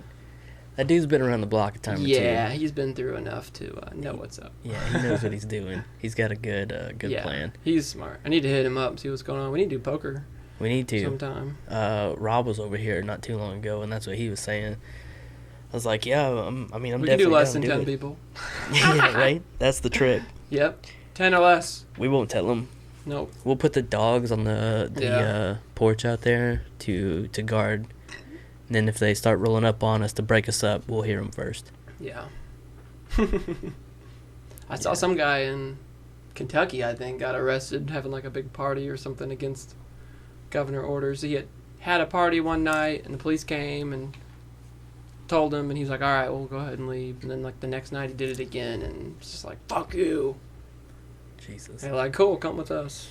to where the virus is in jails right now. Holy shit, dude. How bad would it suck to be in a jail or prison right now? Dude, I had a friend who was telling me a situation where there was like a domestic abuse thing. So this dude gets dragged off to jail, and I was like, well, what are you going to do when he gets out? Like, you need to not let him come there or go somewhere else, because there's no telling what you'll catch. Yeah, right now especially, like, man. Yeah. New York is getting wrecked. I mean, just like the rest of the country is about to. It's just so contagious, man. It is very contagious. That's just what's so dangerous. Does it bother you at all, like some of the shit like the states are passing? Because the feds seem to have, for the most part, just shrugged it off their shoulders, giving it everything to the states to decide what to do. Yeah, that's what they've been doing with that task force or whatever, is getting the states to. But like a lot of the do everything. A lot of the states going ahead and shutting down jobs. Mm-hmm. A lot of them just saying, "Hey, you can't. We'll fine you if there's more than this many people." So, again, I'm not a fan of government really in any form for the most part. So, it's a definite infringement on your civil liberty. Exactly. Yes. Now, is it, quote, for the greater good? Probably. Am I willing to give up specific things? Yes. Am I willing to give up work? No. So what will happen, and has happened with tattooing since the beginning of time, is it becomes underground. Yeah. And so that will happen at some point. It'll be either be go back to work or go back to work. Yeah. I mean, yeah. There's already been a lot of people hitting me up. Like, so many. I'm like, dude, no. Like, chill out. Just let's see how this plays out. For right now, they passed a law saying I could get on unemployment. So I went and signed up for unemployment. I'm going to be a freeloader for a little while. Nice. I rode that train for a bit. Woo! Freeloader! I'm going to get my money back from the government for a little bit. And I'm sure come the end of the year, they'll be like, oh, by the way, like, you know that $1,200 we're supposed to be sending you and that unemployment you could get? Yeah, we're going to need that back. Yeah. So that's probably what's going to happen in this year. We're all going to get nice big taxation. What's the number? Ramming. 2.3 trillion or something like that? $2 trillion, I think, for this new bill that they did. Yeah. That doesn't come from nowhere. No, it does. It entirely comes from nowhere. Well, I mean, what I mean is it's a boomerang. Well, yeah, I mean, we pay for everything, but we don't because they print more money and owe more money than exists. Yeah. Yeah, well, for sure. So what is happening with our government and our economy right now is it's overinflated. It's the bubble has burst. What we're seeing now is the result of the last 2 to 3 decades, and you saw it a little bit. It saw it pretty bad in 2008, and a little bit before that, around the millennium and stuff. But it's just a different sector this time. Whereas in 2008 it was housing because of all the subprime mortgages and everything. Mm-hmm. Now it's everything else because nobody's working, because we can't work because of a contagion. So yeah. Even I'm worried about the all the little guys, all the small business guys. The small businesses are going to be the ones who eat it the most because we're not going to get a government bailout. We're going to get high interest loans, even though they say it's low interest. They're talking about 3.5%. Yeah. What kind of bullshit is that? Well, and if I went and invested my money right now, I couldn't get 1% on a 10-year CD. Yeah. And they've lowered the interest rates so low on that kind of stuff. To make matters worse, this is take a 3.25% interest loan, mm-hmm. or die. Yeah, is what it is. Or not only you die, but if you have employees, yep, your employees and their families go without as well. Yep. Now I did see something, and I'm not positive. I didn't read all of it about this. I did see that part of this loan program, there's a way where if you do it right and you fill out the proper paperwork and you meet these certain criteria, you won't have to pay back a specific portion of your loan. Whether it's the whole thing, whether it's part of it, I'm not sure. I was reading this, and then my wife's uncle, Liz's uncle, had mentioned it to me as well. He was like, you could do this. But what I read was that it's for basically employee payments. So, like, if I had employees working for me, I could take this specific loan to pay my employees their specific rate for not working. And then if I did that and kept records of it, at a certain point, I wouldn't have to owe on that loan. The loan would just be gone. So that was my understanding of it. But, you know, I don't have employees. Yeah, exactly. And in this business, you're not an employee. Yeah. When I tried to do the unemployment thing online, it wouldn't let me because of self-employed, and they don't have a box for that or a thing for that, and you can't enter employer information because it's like, you don't have employer information for the last 10 years. Like, well, no shit. I don't want to work for anybody. I know, right? So I had to go to the unemployment office where there was people, which is not where you want to be, you know. Yeah, not ideal. Yeah. Bring him paper, and he's like, okay, so on this employer part, you need to fill that out. I was like, well, I'm self-employed, don't have an employer, you know. He's like, oh, okay. He's like, so write your own information in there, and that's it. And make sure you put self-employed on there, write that on there. So I put self-employed tattoo artist. I thought about stapling a long note to the back of it that was like, the only reason I'm not working is because the government says I cannot work. Yeah. Had I the option to work, I would do it just as clean and safely as I always have, and everything would be fine. Right. But, yeah, you know, so. So there was actually not too long, maybe like the day before that the governor shut us down. Mm-hmm. I came in to work, and Sherry and Brooke and Megan were already there, and Sherry was like, guess what happened earlier today? And I was like, what? She was like, my appointment had a friend come in first, and was like, hey, she's been sick, but it's just a bronchitis. And she was like, she's gonna it's cool if she comes, right? Just gets tattooed. And they were like, no, what the fuck? They were like, has she seen a doctor? She was like, no. They were like, then no. Have you seen the news? No. Yeah. I mean, that's the risk we take. I mean, just on a daily basis and being in close contact with people, you know. But in terms of cleanliness, you know, we're clean. It's them are going to be the ones that. Oh, absolutely. You know, the client would be the one that would be the X factor there. You know, Absolutely. where have they been? Who have they been with? You know, there's an incubation period of like 10 or 14 days or some shit where you don't know may not know if you're sick or something. I mean, there's no. Who knows what's the truth about this virus right now? There's so much disinformation, misinformation, and different information that's been put out there by so many different governments and so many different people. That's part of what I was mentioning earlier, too. Like, we're fed too much shit, man. Like, it's great that we have all this news at our fingertips. Yeah. But anybody can make news now, it seems like. Well, it's the idea of what news has become. So with the advent of cable television, and it really started with cable television, and more so it's progressed with the internet. But with cable television, what you had 24 hours a day that needed to be filled on a channel. Yeah, that's true. Where, okay, this is a news channel. We're going to do news. What's news? What the fuck else do we have to talk about? Yeah. Oh my God, this tiny thing is happening here. Oh my God, this tiny thing is happening here. We got to spend 40 minutes on it. Yeah. We got 40 minutes to fill. Exactly. So everything becomes newsworthy or becomes news, whereas before it was just some shit that happened and it wasn't news. Nobody fucking knew about it and it wasn't news and nobody gave a shit. Now every little thing happens. Some dirtbag writes a dirtbag comment on somebody's dirtbag internet post, and then everybody's got to jump in on that, and that's news somehow. No, what it is it's propaganda that's being used to make a certain percentage of the population feel a certain way. Yeah. And that's what it is. It's get everybody feeling something so they'll just feed more in on that bullshit. And we're so instantaneous now as a society, especially America. We're the worst about this. We're so instantaneous now with this where we can just, the Washington Post posted this today. I see CNN did this today. BuzzFeed did this today.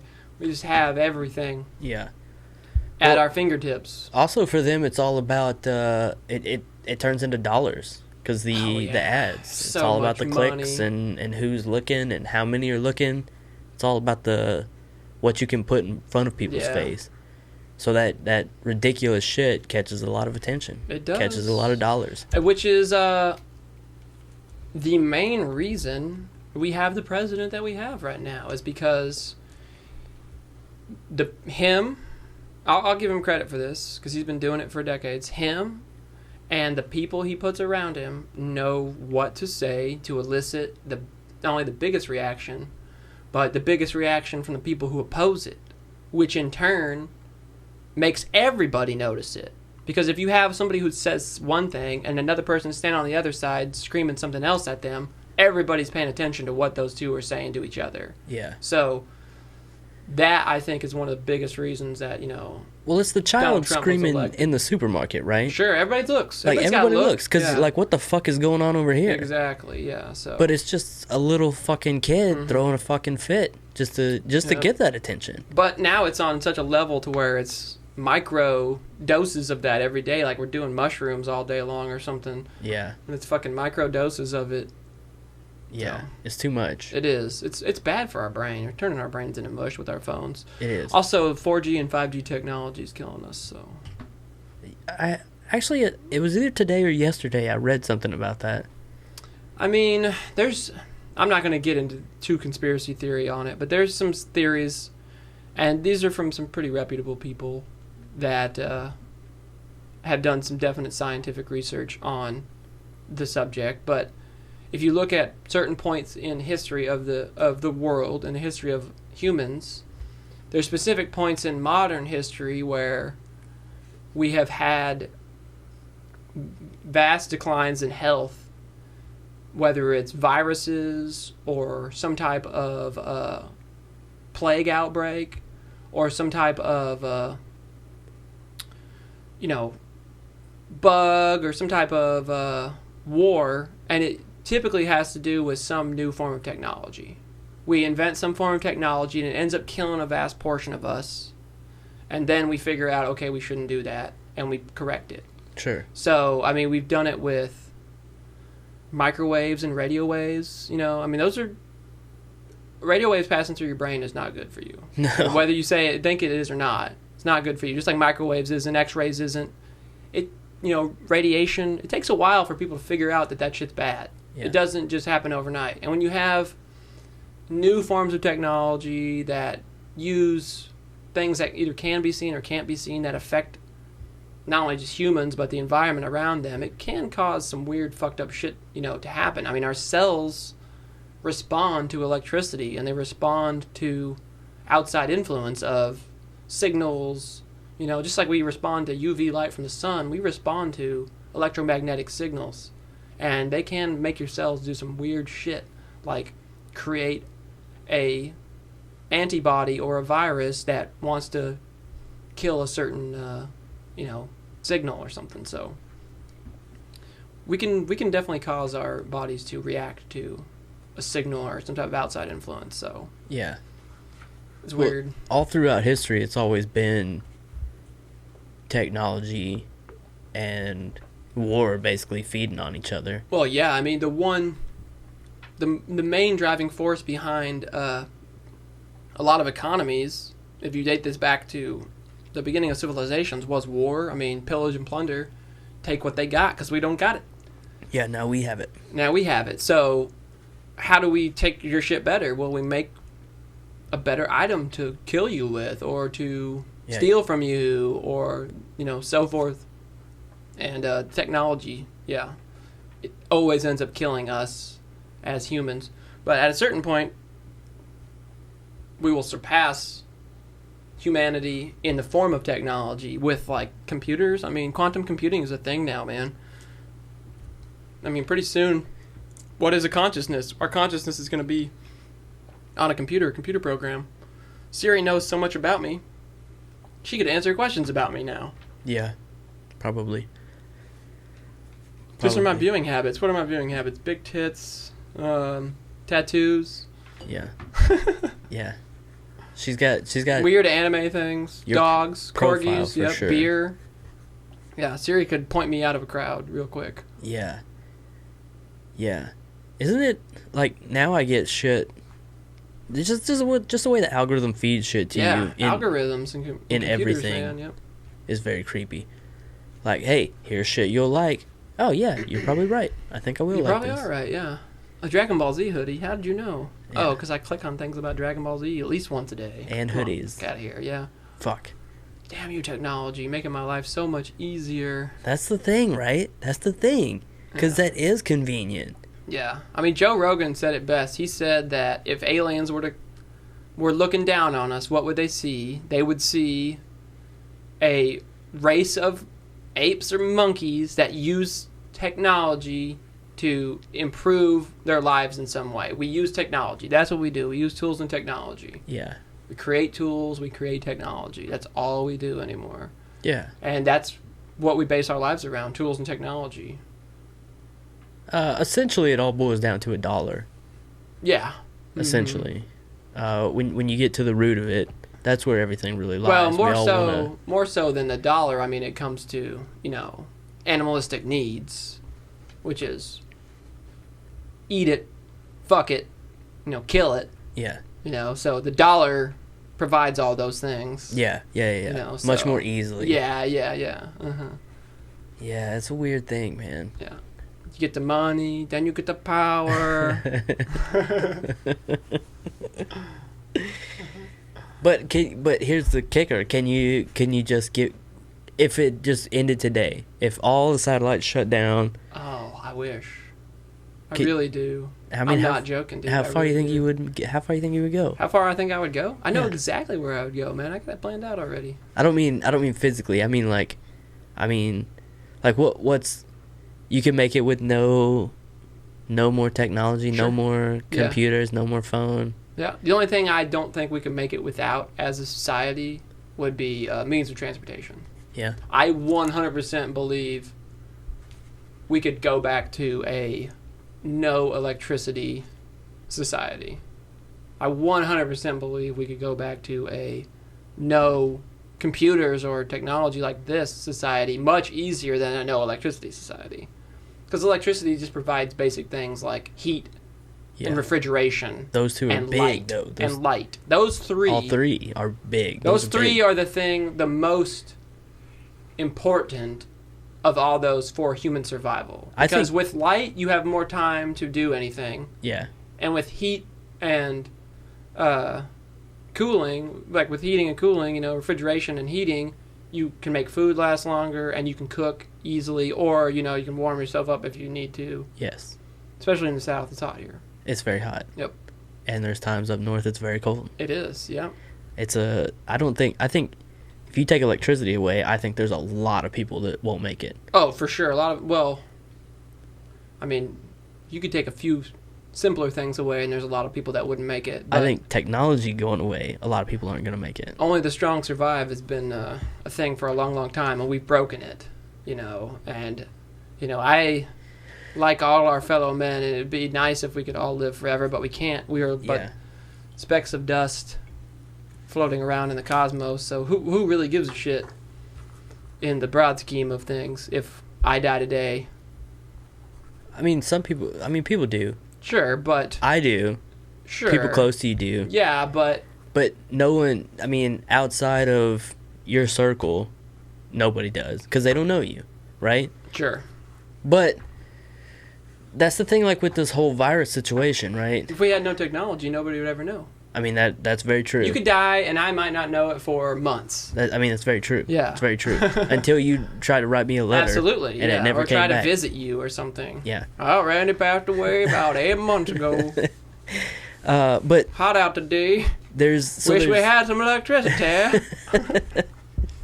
I need a way to cool this pork. Been rubbing ice on my forehead all day. Yeah. Yeah, everyone will carry one of those hankies around again for sure. Mm-hmm. For the sweat. But there's with this sickness though, there's going to be a lot of people that do die. Unfortunately, yes. And you can look at that kind of at the same token, almost as only the strong survive, right? Yeah, totally. The government's already been doing it. They're talking about send old people back to work. They've got more to lose than anyone with this whole thing. They're the ones losing out on. Yeah, but the economy runs off of all of us working, Randy. I mean, I know. If we're not working, the economy's not working. It's a weird. We're in a weird position. Insane, because somehow we're already $23 trillion in debt, which is impossible. That's an impossibility. That's not a real number. That's not a real thing. It's an impossibility. That number is completely made up. 100%, yeah. Nothing goes that big. Well, there's no such thing as money. I mean, really. I mean, all we're doing is paying each other for goods and services. Yeah, it's just bartering on another level. Yep. On a more complicated level. That's all it really is. Trading time for supplies. Absolutely, time for supplies. That's it. It's weird. This whole everything right now is so weird. So at least the one good aspect of tattooing, if you take away all the other good aspects of tattooing, which is a lot of them, the one good thing about it, it's a luxury item for most people. You know, it's not a necessary item. It's nothing that you need. There's no physical or mental or, you know, instant need to have a tattoo. There's just the lineage of it, you know, in our society, in every society, in every culture forever. But it's something that people have done and will continue to do forever. Yeah. It may be a less prevalent, but somebody will want to get tattooed one way or another at some point, you know. Yeah, for sure. It'll never go away, so we'll always have it. Now, half of the tattoo artists who are currently working are probably never going to go back to work. Yeah, that's probably true. Think about California. Think about California right now. Think of how many motherfucking tattoo artists live in California. Probably 50,000. I bet you there's so many that have already decided they have to close shop. Yeah, absolutely, dude. Absolutely. And it sucks. It's going to kill us on a big scale. But what it's really going to do is it's going to take a lot of the people who shouldn't be doing this for the wrong reasons out of it. And make the people who are doing it for the right reasons that much stronger in the end. Because when we all end up persevering and getting over this shit and go back to tattooing and go back to work and our clients are happy to see us again and we're back doing all this again, you appreciate that so much more. Yeah. When you haven't been able to do it, you know, like I'm just freaking ready to go back to work, man, like so ready. It's been, yeah. Well, I mean, I do this all the time, right? So for that side.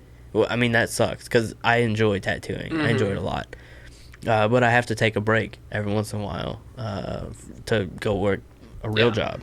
So it's right now it's not out of the normal for me. How long this goes, it very well could be, depending on the situation. And I hope it doesn't come to that. But that's always how I feel coming back, you know, rejuvenated, like ready to jump back in. And, yeah.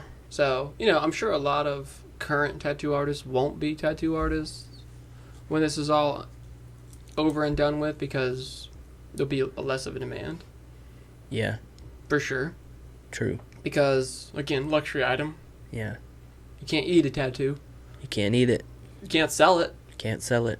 Once you buy it, you can't sell it. You can't fuck it. You can't fuck it. I mean, you could try. You could try. You get it right there. You could probably fuck that. Tattoo that up. I feel like if I was fucking that, I'd be like, this is just Howard's elbow. This is weird. So, yeah. I mean, so we'll see what happens with tattooing after this is all done in terms of the big scope of tattooing. Because a lot of people are going to drop out. Yeah. A lot of the... like you said, though, a lot of it probably for the best. But there's going to be really good artists that won't have a choice. Yep. Some people are going to get hurt. And that sucks. Seriously hurt by this. And, you know, I mean, it may end up being us. Who the fuck knows? I mean, who knows how long this could last, you know? And even worse, the older guys, the guys that are actually near retirement. Yes. That now... There's no retirement for tattoo artists in the classic sense, so we have to think a lot more outside the box in terms of what are we going to do when we get older. Like, exactly. You can't tattoo forever. You just physically can't. Exactly. So it's too hard on your body. Yeah, we'll see how it goes. And if you're not stockpiling, you know, the money that you can, you're fucked. And these guys, even now, if you are stockpiling it with the way that the market is right now, who knows? Yeah, those guys are gonna have it real bad. Yeah. I feel the most for those guys. Yeah. I mean, that tornado came through Nashville. Fucked Nashville up, Oh dude. yeah. A little while. Yeah. Mike Fight's old shop got destroyed by that thing. I mean, there's, that kind of stuff on top of this economy. Yeah. That's They got hurting a lot of people. Jonesboro got wiped out the other day by a tornado. Yeah. Those dudes in Nashville got a double whammy. Yeah. Because it was ramping up right into this. Yep. So that poor lady, man. She had Mike, and then this economy, and then that tornado. Yeah. All like boom, boom, boom. Yeah, all right in a row. Yep. Yeah, that's really rough. I mean, what do you do at that point? You know what I mean? Like, I don't know. shit. Yeah, exactly. I don't know. No idea. I don't know. I don't even know what your options would be to do. Uber? Maybe. I don't know. Maybe. Drive for Bite What's Squad. a necessary thing right now? Delivery drivers. Delivery drivers, grocery store workers. Yep. Those are the Truck only. drivers. Yeah, those three are really the only thing that I need at this point. I think. Ooh, shadow transmission. Ooh. That's Fringe Entertainment Guide for Arkansas. Sean Cook. That's his. He runs that. Gray Matter's on here. Let's see. Yeah, it's like all cool shit going down in the Arkansas area. Necropolitan Opera. That's one of his projects, actually. He's got a couple projects. Ghost Bones on here. White Yeah. Mansion, nice. Yeah. Oh, you got Control. Yeah, a lot of cool shit on with that. He was in not too long ago and did a show with us and brought those by. Really cool shit, man. I didn't realize he was doing that till he came and talked to us about it, and I was like, holy shit, man. Like, this is the kind of shit that I wish I had found when I was trying to find out, what the fuck was going on around here. It's pretty cool shit. Yeah, it's got a lot of cool stuff. Local fringe art and entertainment. Yeah. It's pretty good knowledge for everyone, for sure. We went in a sweet rockabilly place while we were in Tokyo. Cool ass. It was called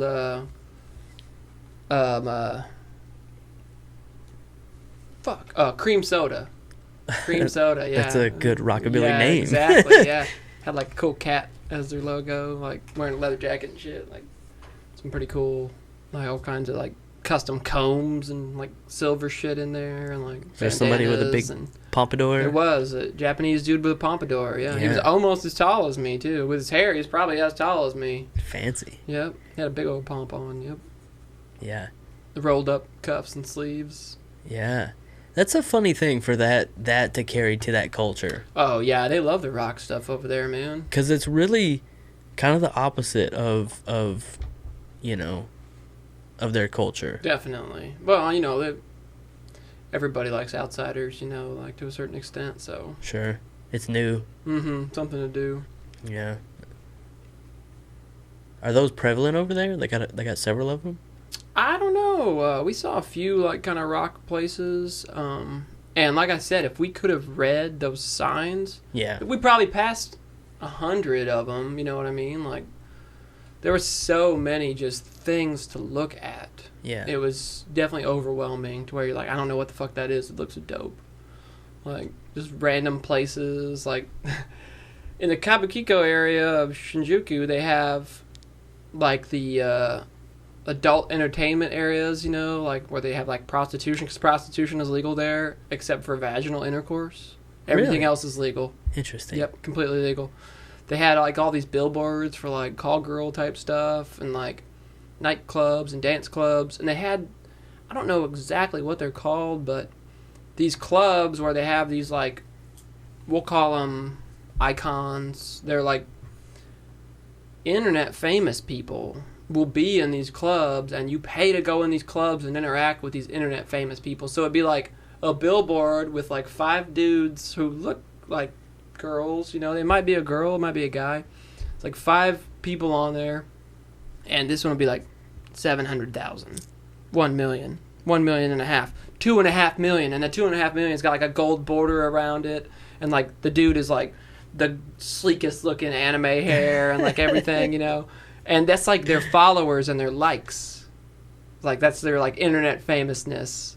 So you go there to interact with these like internet famous like pretty boys, pretty girl type things. What the fuck? Just like all clubs like that all over. One morning, so we would usually get up kind of early because you don't sleep much when you're traveling, you know. So we'd get up kind of early, and I would usually just go down to the store that's right there. It was like Talbot's or some shit. It's like a little, kind of like a 7-Eleven. And we're right on the edge of this Kabukiko area on Shinjuku, and so sometimes in the mornings there would be drunk people like still out and about. And this is like 7 a.m. They're still out and about.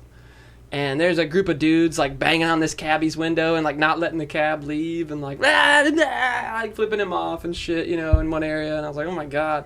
And there was some definite like call girls or prostitutes like walking around who were fucked up. They must have been on some K or some shit. Like they were just like oozing down the road, you know, like they had been on some shit all night. Like just still Jesus out and about, Christ. yeah, happening. So it's just like every other major city, you know, you still got that kind of shit going on, but it's like a lot less visible. You know what I mean? So Yeah. so many people, man. 35 million people in Tokyo. That's a lot of people. It's freaking massive, though. It's huge. It's big. It goes every direction so far, man. It's giant. Yeah. I mean, that's one of the largest cities in the world. Yeah. It's the most technologically advanced, too. I mean, they had any store you could ever want. Anything you could ever want, you could probably get there. Yeah. Except for maybe some type of drug. You could probably get that, too, but You just gotta know being a white person, it would probably be a lot harder. Yeah, for sure. Yeah. Maybe not because of the tattoos, you know, it might be easier, but... Yeah, it would be a lot easier if you could speak Japanese. Yes. If you can speak the language, it's always a lot easier. Yeah. And honestly, I would probably be... Japan is probably one of the few countries I would be afraid to try to, like, purchase something illegal in there. You know, I've bought pot and stuff in other countries before, you know, pretty easily. Yeah. But in Japan, I feel like that would be technically difficult because the language barrier is a lot more. Yeah. But also the cultural barrier is a lot more. We don't look alike at all. True. So anywhere I am, I'm going to stand out so much more. And it becomes obvious to the people who are looking for it. You know what I mean? That's true. So it'd probably be easier to catch. That's true. The only place that I think would be scarier would be the Philippines.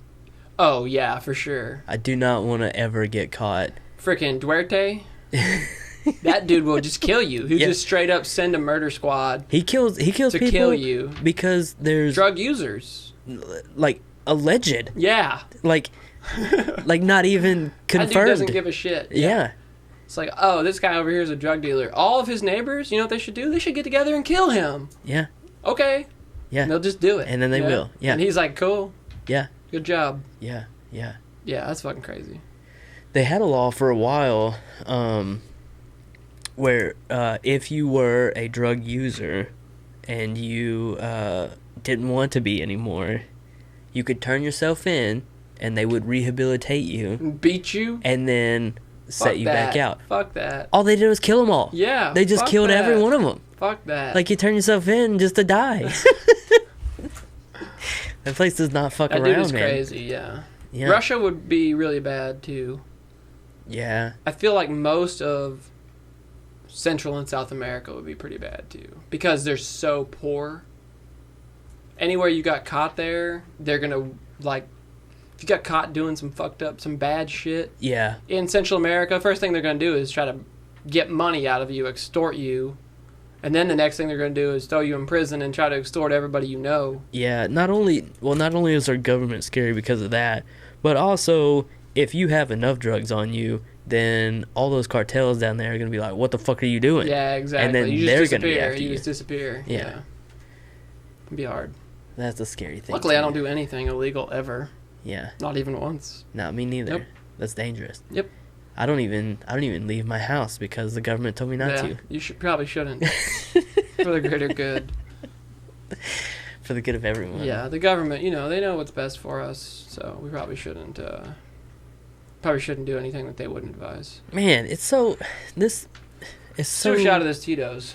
You want to? Yeah, let's do it. All right. It's such a weird time. Made in Texas. Austin. Because part of me wants to be fuck the government, right? And part of me is like, well, this is what we should be doing because we'll minimize these deaths. But absolutely. I mean, we absolutely should be trying to minimize what the impact of this virus has on the world and the globe for all of our good. Yeah. Especially economic good, because it's going to fuck us all. But as an American, is it okay to give up your rights for that?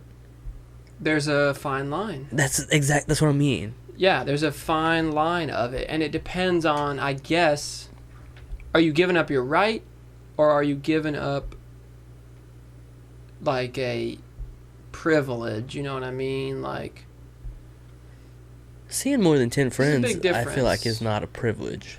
No. I feel like it's not a privilege. Going to work is not a privilege. No, you have a right to work.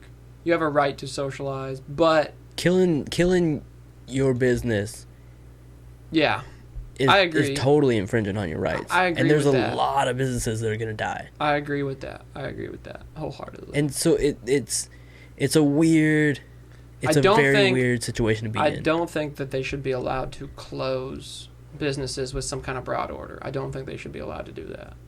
But I don't think it's right for people to, and here's the thing is, everybody's got their own opinion on it, and some people think it's a fucking hoax and bullshit, and those are the dumbasses that are going to kill us all. I mean, yeah. And it's one of those things like, they put fucking labels on goddamn paint for you to not eat it because somebody fucking ate paint. Yeah. You know what I mean? Like, they gotta put labels on a gas can to make sure you know it's flammable because some dumbass burned themselves to death with this. You know, we all have to be out of work in these specific sectors because some idiot will be the one that spreads COVID-19 to half of Arkansas. Yeah. I mean, already. Exactly, by not doing this. To me, it baffles me that they didn't make all churches closed mandatory. So that's exactly where I was about to go. That baffles me. So other than... That's a right, though. Other than Pulaski County, Cleveland County had the... It's in the Bill of Rights, man. Cleveland County had the highest confirmed cases. But that was because a dude came from Pulaski County, went to church in Cleveland County, and gave it to all of those people. Yep. All of them. Yeah. First Amendment, though. That's a First Amendment protection. That's insane. Yep. It's insane. That's number one. It's insane. Right to speech in church. Number one. It's crazy. It's crazy. Yep. So really, I guess we have to look at it that we're giving up these rights because of the idiots. Absolutely. Yeah. Yeah, yeah. And that's even scarier. It is.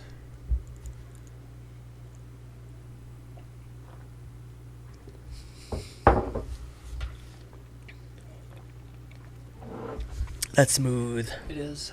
They make the best vodka. It's my go-to. One of the go-to. best. I like it. I like Stoli too.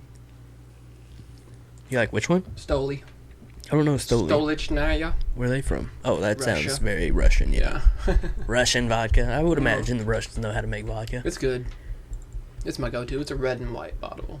Yeah. And silver and gold. Yeah, I don't think I've ever had it. It's very good. Yeah, man. So, you know, it's either give up our rights for a little bit. Maybe things will work out. Maybe they won't. Or tell them fuck you and see what happens. You know what I mean? Because we could all tell them fuck you and see what happens. But at a certain point, the government will step in and make sure that we don't have any more rights.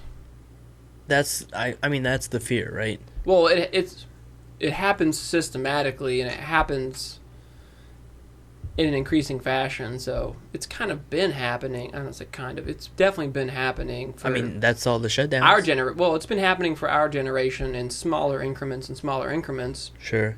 But at a certain point, there's a big step. And the big steps are what gets noticed. And this shutdown shit is a big step that's been noticed by a lot of people. It's a big step. And you have a lot of right-wingers who are like, this is fucking bullshit, fuck you, you know, I'm going to do what I want to do, which is totally fine. But you have to, if you're going to have that mindset and that mentality, you have to also think about the consequences of you doing that. Yeah. Do you end up getting sick and dying? Do you end up getting other people sick and they die as a result of that?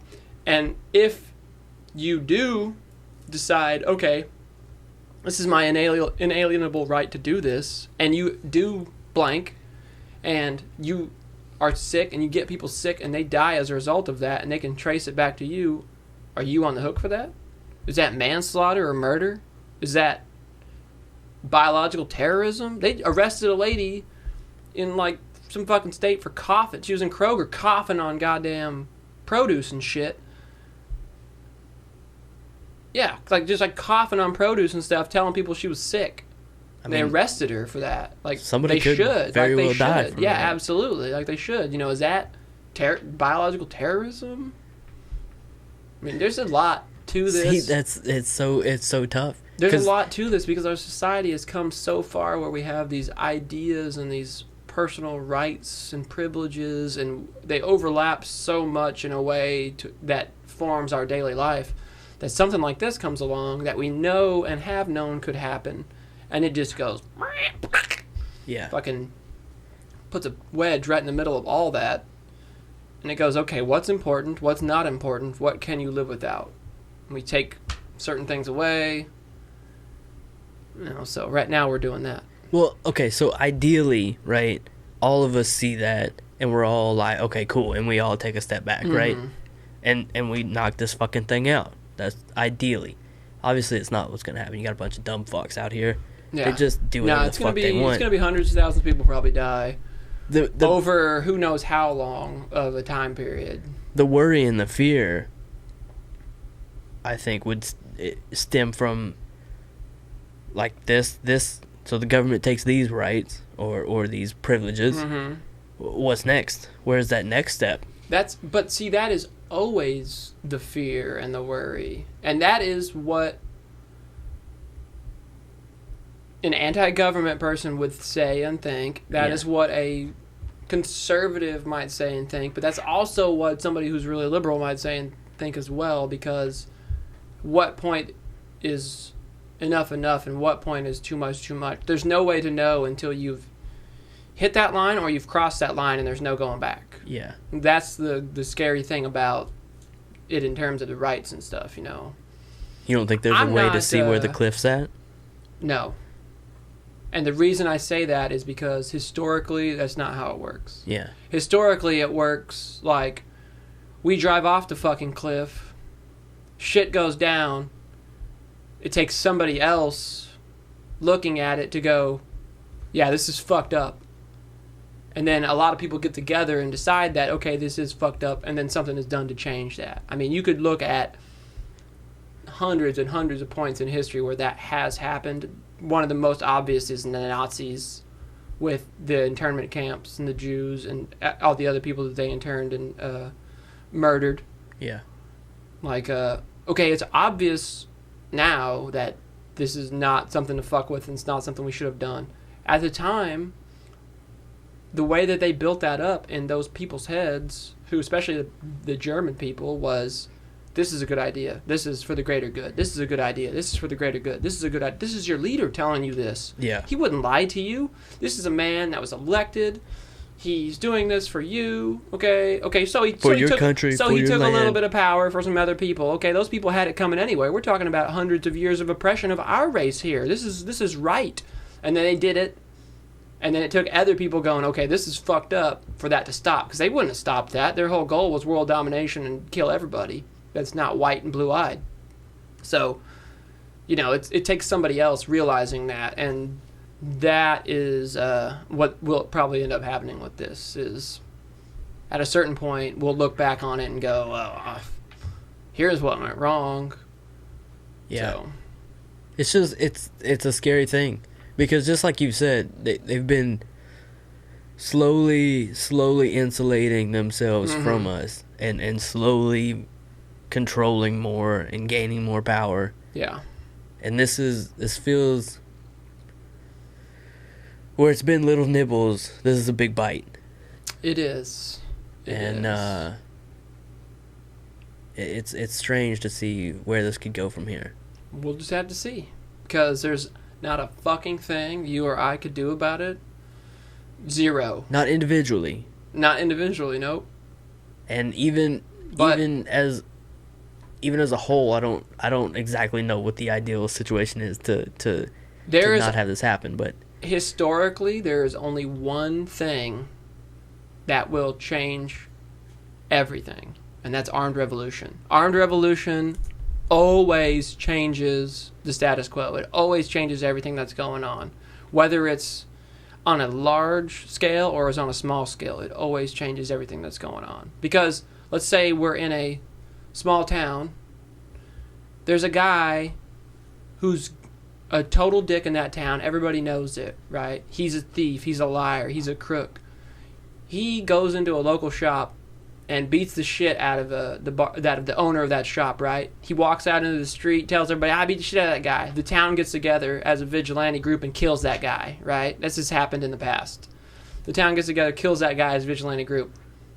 Nobody's to blame. Everybody's fine. Nobody gives a fuck about that guy, right? Well, that happens on a global scale, too, with the big and the little. You know, it totally happens. So, historically, armed revolution is the only thing that makes an immediate difference to where, whether it's a little thing or a big thing, you can change everybody's opinion one way or another. So, I mean, that's I hope very it doesn't. true. I hope it never comes to that. But I'm prepared. I don't know that there's. So it's gonna take somebody. It's gonna take some martyrs. Oh yeah, I mean we've had a lot of martyrs in American history in that sense. I mean, as big as our government already is, it's going to take a lot of martyrs. Well, let's throw our government out of it. Let's say global oligarchy of the wealthy, the extremely wealthy. Okay. I mean, France did it with the bourgeoisie in the 1880s when they had their revolution. I feel like there was less insulation between them. They absolutely had less insulation. That's the kicker here. That's the kicker. They were literally in a building where you could walk in and grab them. Exactly. And they did that shit. Exactly. Whereas now, that is not the case. No. You will, in your lifetime, you'll be lucky to even see them. Well, modern arms have come so far to where, let's say we wanted to have a armed revolution in this country. Let's say 100,000 Americans, which is a lot. 100,000 is a big group of people, decided they're going to get their AR-15s out, because everybody's got an AR-15. 100,000 Americans are going to get their AR-15s and they're going to march on the White House. What's it take to kill those 100,000 Americans? It takes a few planes that the government has thousands and thousands of to just fly over and boom, they're dead. So there's no way, even that's what gets me about all the super Second Amendment people, like, they're coming to take our guns, they're coming to take our guns. It's like, no weapon that you could buy is going to make a dent on a tank. No. So they're just going to fucking roll over your house in that tank, dude. Like, it doesn't matter. Yeah. You know, whether you think you need an AK or an AR. Don't get me wrong, I love them. They're fun. Sure. Toys, as far as I'm concerned. They're toys for big boys, people with adult licenses. So that's the thing. Yeah. So that we're already undergunned. Oh yeah. We're already outmanned. Oh, totally. So yeah, if they want to take our rights, they're just going to take them. That's where I'm getting with this whole thing. They'll just take them. The whole lead up to this whole thing, and it's and they're just showing that they can. Absolutely. The way they do it though now is through money, through monetary power. So they're going to make us all poor first, to where we're hungry and starving. They're doing pretty good at it right now. They're doing a good job. They make us all poor. They make us all less concerned about what they're doing and more concerned about our daily lives. Yeah. And then they take everything from you. And that happens throughout history over and over and over again. It's happened. Yeah, I mean... The Romans did it. The Greeks did it. The frickin' Persians did it. The Mongolians did it. The Huns did it. I mean, every society everywhere has done that systematically to a certain point. Yeah. Consolidated power, took over. Yeah. Yeah, I feel like that's the direction. Humans. Maybe God does exist and we're all fucked. Maybe. Doubt it. Not Christian God. At least not Christian God. Nah. He'd probably Maybe be a fucking, like, blue lampshade talking to us when we get up there. Yeah. Or You really messed up this time. a cat. Yeah. I feel reincarnation. We're all reincarnated anyway. You think so? Mm-hmm. Maybe. That could be a thing. Yeah. I mean, think about it in this literal sense.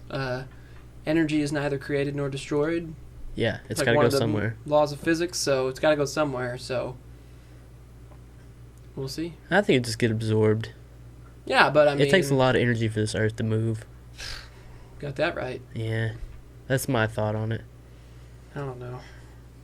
There's no way to know till it's done. Yeah, I'm glad we can't know everything, but it'd be cool for like 2 seconds to know everything and then die right afterwards because you couldn't live with it. You couldn't live with it. I know it all. Oh my god, it's so fucked up. All that knowledge would kill you. Kill me.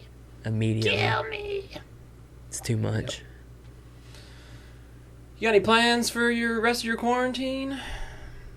You do some more podcasts and some more... yeah, trying to crank out these shows. Yeah. I need to do some more yard work. Yes, we all need to do yard work. Maybe tomorrow I'm going to weed eat. We'll see.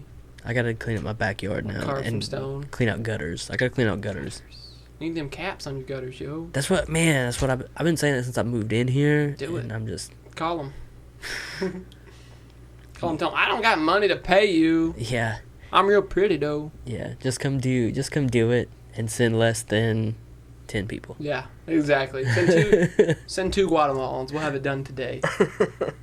Yeah, those are what I need for sure. My gutters are real bad right now. Yeah, don't send 2 Americans. It'll take 6 weeks. Yeah, I definitely They'll don't have do that half much of money.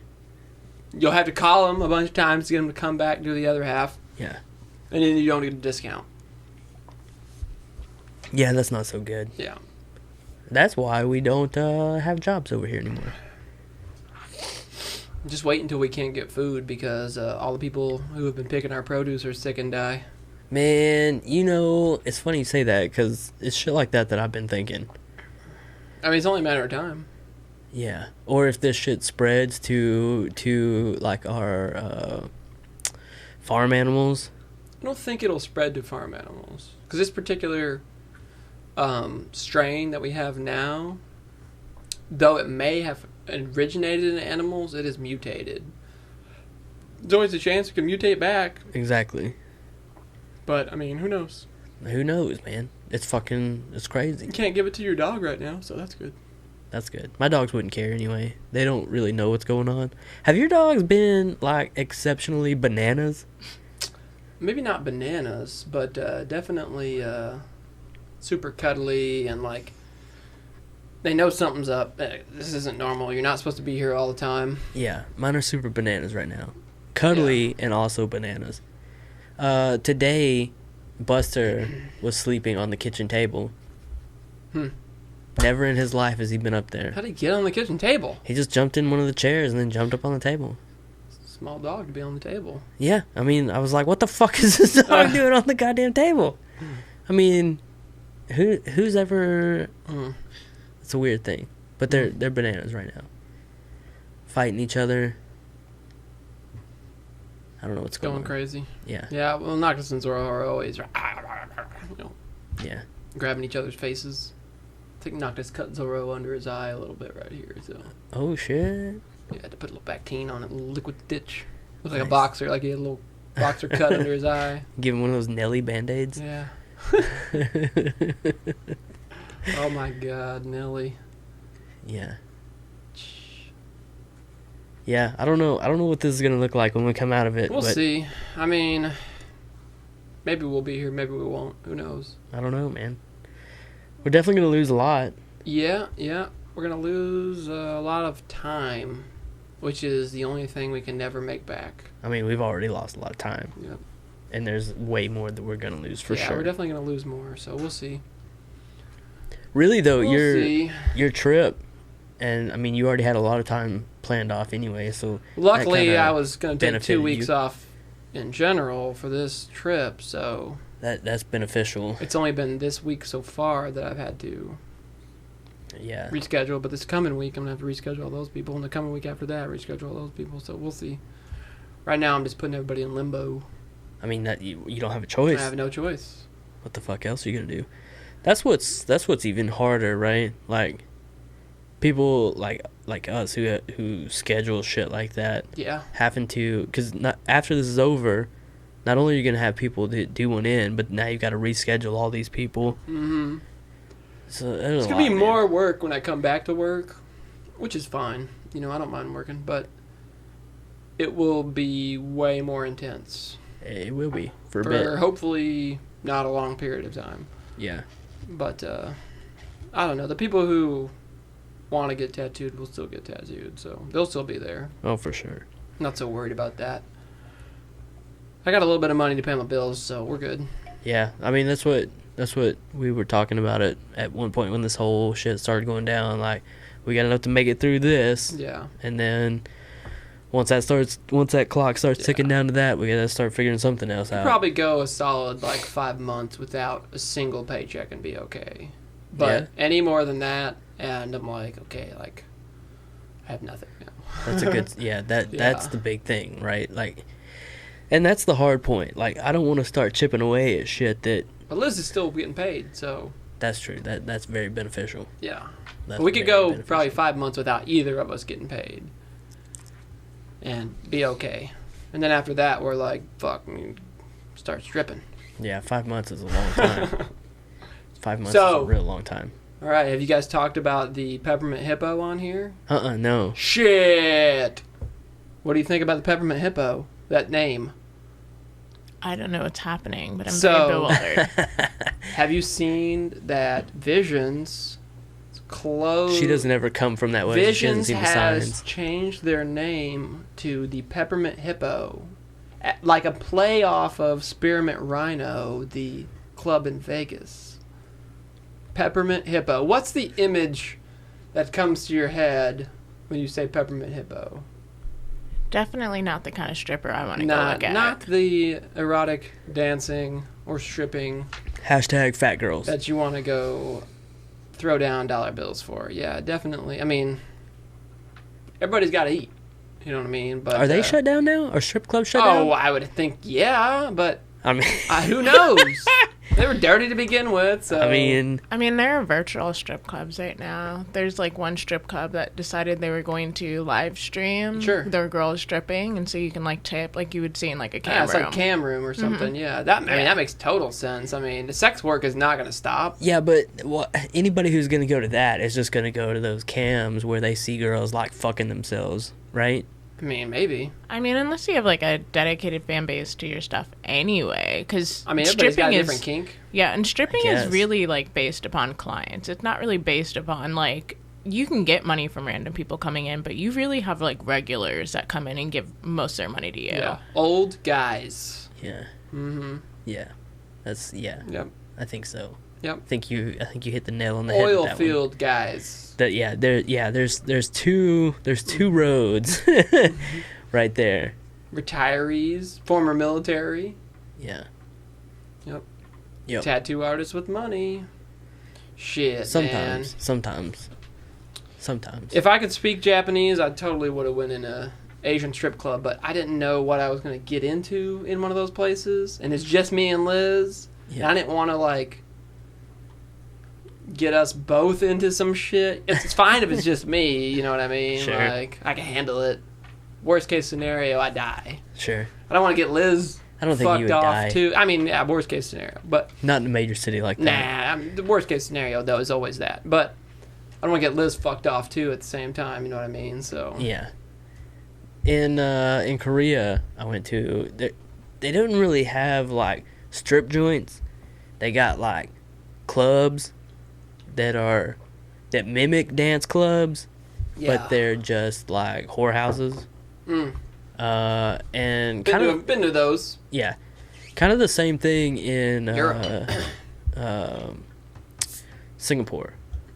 Gotcha. But everyone already knows what it is. You know what I mean? Yeah, you're signing up for it. But if if you're an American and you're going there, you don't realize that until you're there. Oh, okay. And then you're oh shit, that's what this is. I didn't realize that in Prague, when we went to this one in Prague, until we walked in and sat down. Then we're like, obviously this is a brothel. Yeah. There was a whole group of girls just sitting on a couch, doing nothing, sitting on this couch. They hadn't been up to dance all night. So this has got to be the B team, right? This has got to be the B team. Yeah, terrible dancers. Yeah, nope. Just prostitutes. Yeah.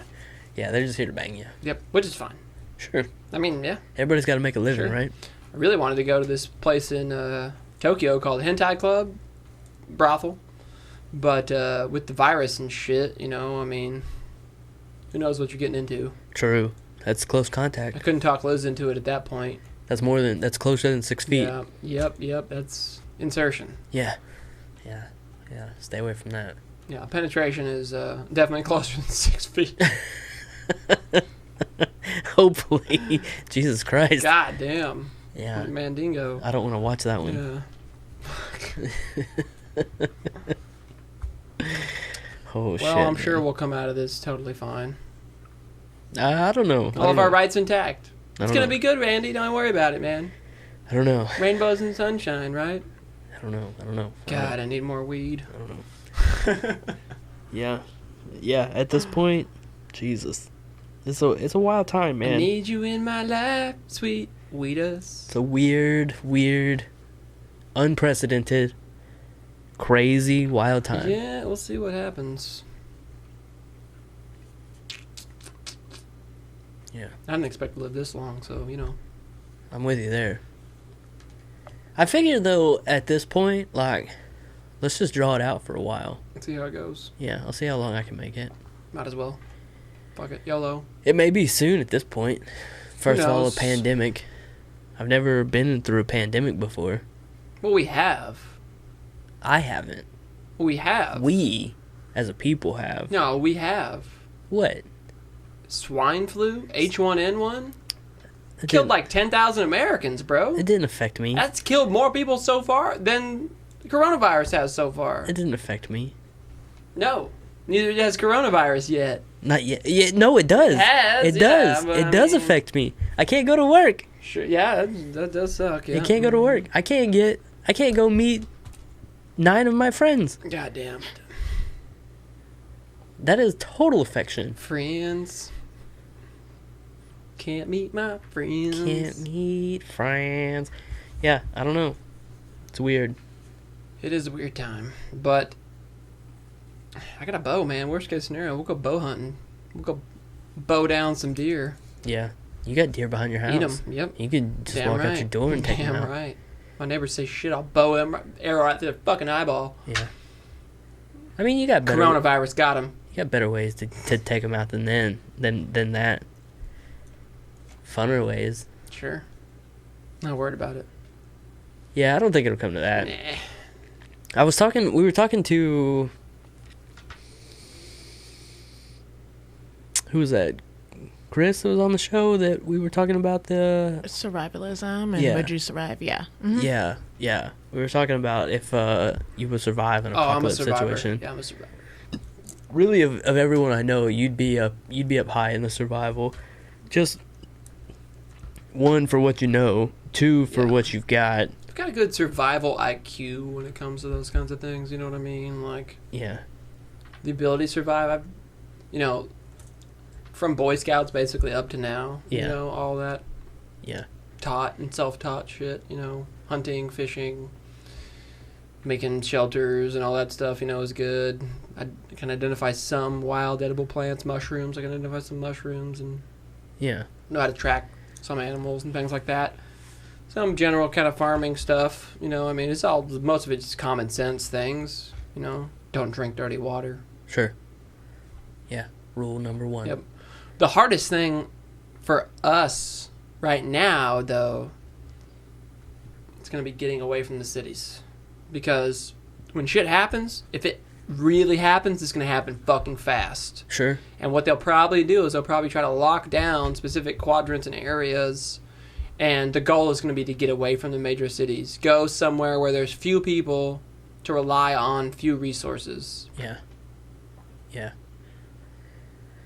That'd be the trick. And our highway system is very limited in being able to do that. Oh, man, the highways is what's going to kill us. Plus, if you have, like... Be stuck in traffic. So many Everybody's people... going to be freaking out. It's going to be a freaking World War Z. Yeah, that's why I got the truck. We'll take that off-road.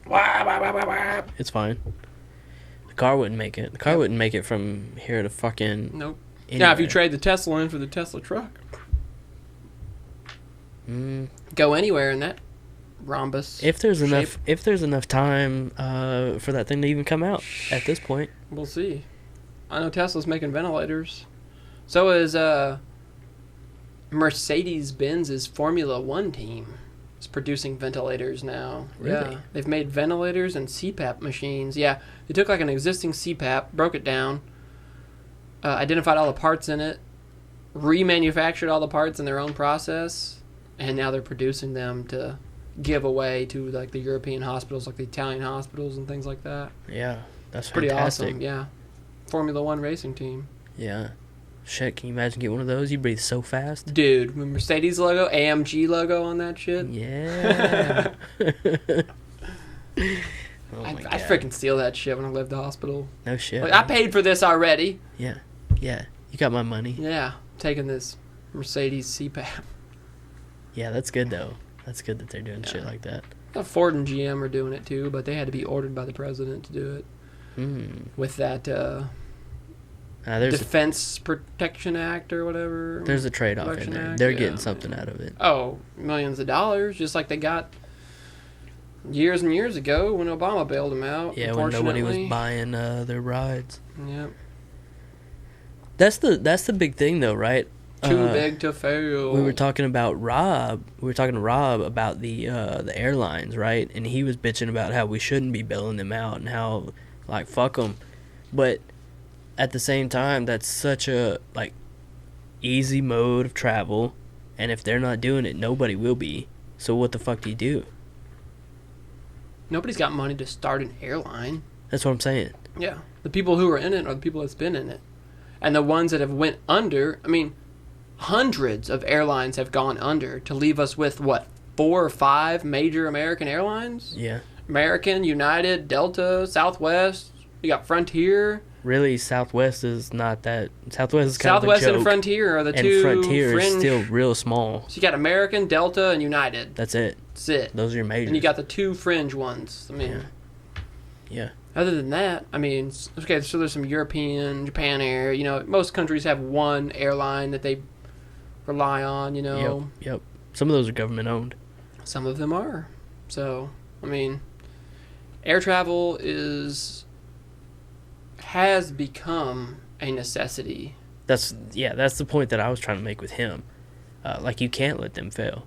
You can, but what it does is it complicates all of our individual lives. Because if they don't deliver, whether it's people or packages, That's the thing. It's not just personal travel.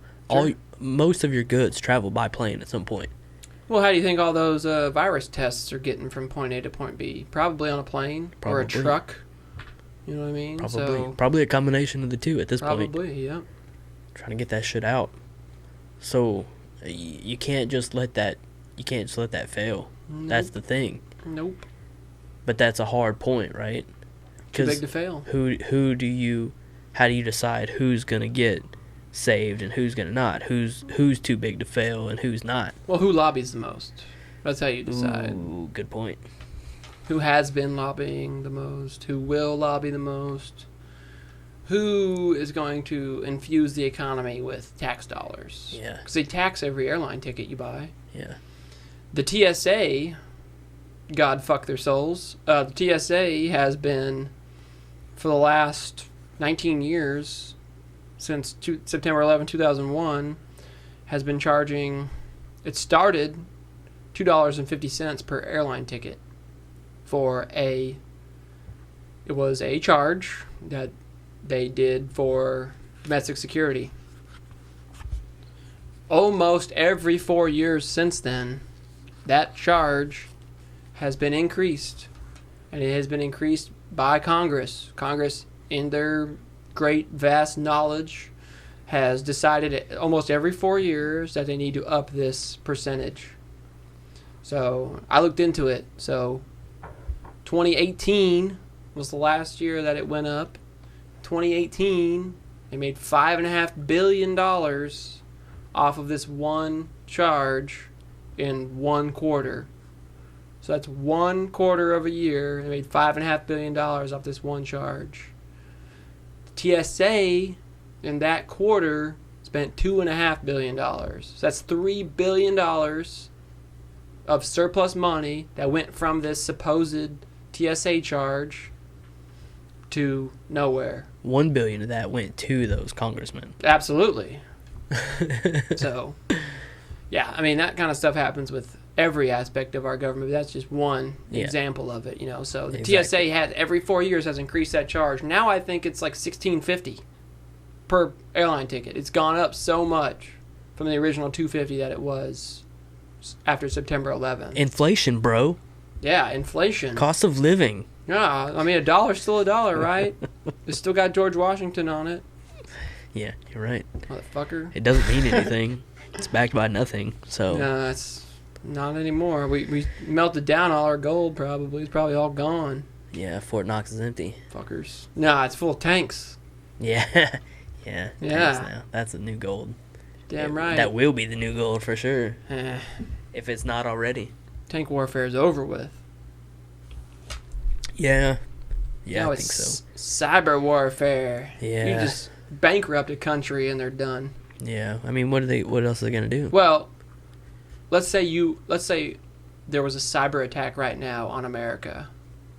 And literally every bank was affected by it. There was some kind of worm they put in, right? We'll say some foreign power. Could be somebody in America. It doesn't matter. Some person, some hacker puts a worm in that decides it wants to retroactively delete majority of the world's and the U.S.'s banking systems. What do we do then? Nobody's got money. What happens? People go fucking crazy. Yeah, for sure. They start killing each other. They start killing the people who are responsible or who they think are responsible. Then it doesn't matter. Then it doesn't matter that the government has weapons because the people are all fucking against each other. Yeah, every man for himself. Yep. Chaos. So that'll be what gets us more so than like a war or a bomb. Especially the big guys like us. Because everything is just built around that. So you take that away and... Yeah. I don't know. I have little faith in humanity, but I have a lot of faith in people. I have seen a lot of really good come out of this, though. Mm-hmm. I've seen, just like what you were talking about, like these big companies, Tesla, Mercedes, making these ventilators and shit like that. Some of these guys are doing right. Some of these guys are doing... We were talking to a guy who owns a food truck who partnered with the... Oh, is that the biscuit guy? Yeah. Delta Biscuits? World... I think you wrote it down, because I don't know that on the top of my head. I'm gonna butcher it. I'm gonna fuck it all up if I try. World Economic Front. No, World Food something. Anyway, they teamed up with them and they're helping feed kids who are out of school and shit like that. Nice. And then all people in the evenings, just making sure people get fed, which is super good. You see little things like that. And all the people that are seeing all these small businesses and trying to help support them, all these restaurants, people buying art, shit like that. It takes us to support each other because the government's not going to do it. At the end of the day... If you think that the government is going to come in and save us or help us all, you're wrong. Yeah. Because they don't give a fuck. They care about money. They care about figures and numbers. And we are not people with faces. We're blank faces to them. A paycheck. You're damn right. A paycheck. You're paying taxes, so that's why you're important. That's the only reason you are. And if you quit doing that, fuck off. We're cogs. But it's good to see people doing those kinds of things for each other, you know. And I've had quite a few clients. I'm not gonna lie. I've had probably a dozen clients contact me that are like, "Hey, I'll pay for my tattoo. I know we had an appointment. I'll pay for my tattoo now if you want." And I'm like, it's cool. I'm not, hurting. Like, I've got some artwork for sale if you want to buy some artwork. Yeah. That would be cool.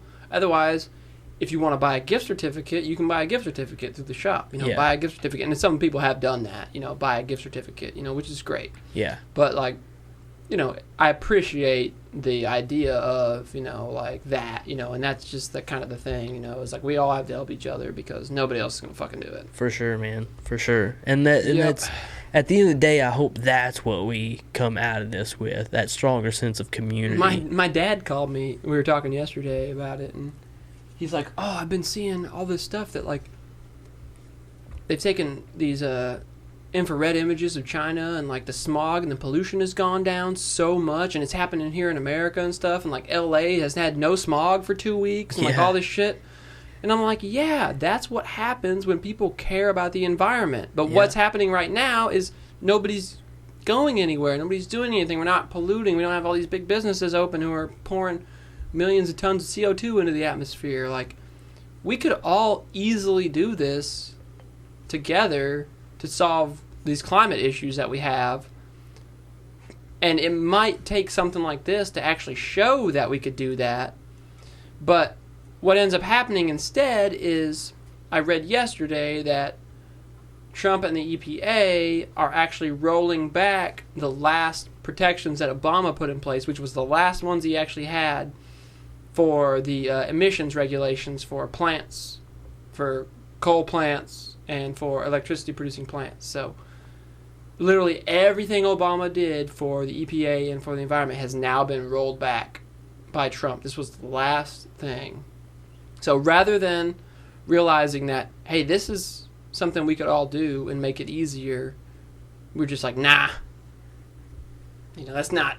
you still have all these climate deniers and these people who are like, we're not affecting the environment in the least, who don't see this as the obvious, like, everything's getting nicer out. Well, I think, especially if this draws on much longer, I mean, just the pictures in LA. Sure. Say a it's fuck fucking ton. crazy, dude. I've seen so many of them where you can actually see the Hollywood sign from, like, the total other side of the valley. Yeah, it's wild. Yeah. That's some in our lifetime, that's unknown No, it's shit. not happened, yeah. And I mean, that's evidence right there because, and especially there because they cannot leave. Yeah. Like it's undeniable. I mean, it's undeniable that we have a vast impact on our environment and our surroundings. I guess the thing there would be, like, how do you figure out how to minimize while still... Because right now it's all minimized because nobody's active. You can't do that forever. Well, yeah, but you have things like public transport. Sure.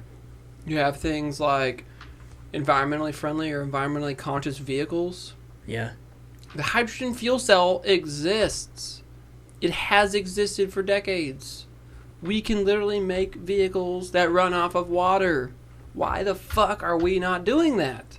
Yeah. Because the people who do it don't have trillions of dollars, don't have billions of dollars, don't have millions of dollars to go to these governments and say, here's some money, grease the wheels for us to do this. Yeah. Well, not only that, but as ridiculous as it's going to sound to say, the infrastructure that we have now built around this gasoline is big, and to Huge. replace that would be bananas. But so right now you have all these people who are out of work, right? What happened in the 1930s? So in the 1930s, you had the rise of the Great Depression. You had all these millions of people in the United States out of work. What happened? Roosevelt came in and he said, we're going to sign the National Interstate Highway System Act. Yeah. He created millions of jobs for people to rebuild and to build America's infrastructure. We could do that again. We could. We could build all kinds of trains, buses. We could build all kinds of systems, subways, monorails, to take us from point A to point B in major cities, around major cities, from rural areas to major cities.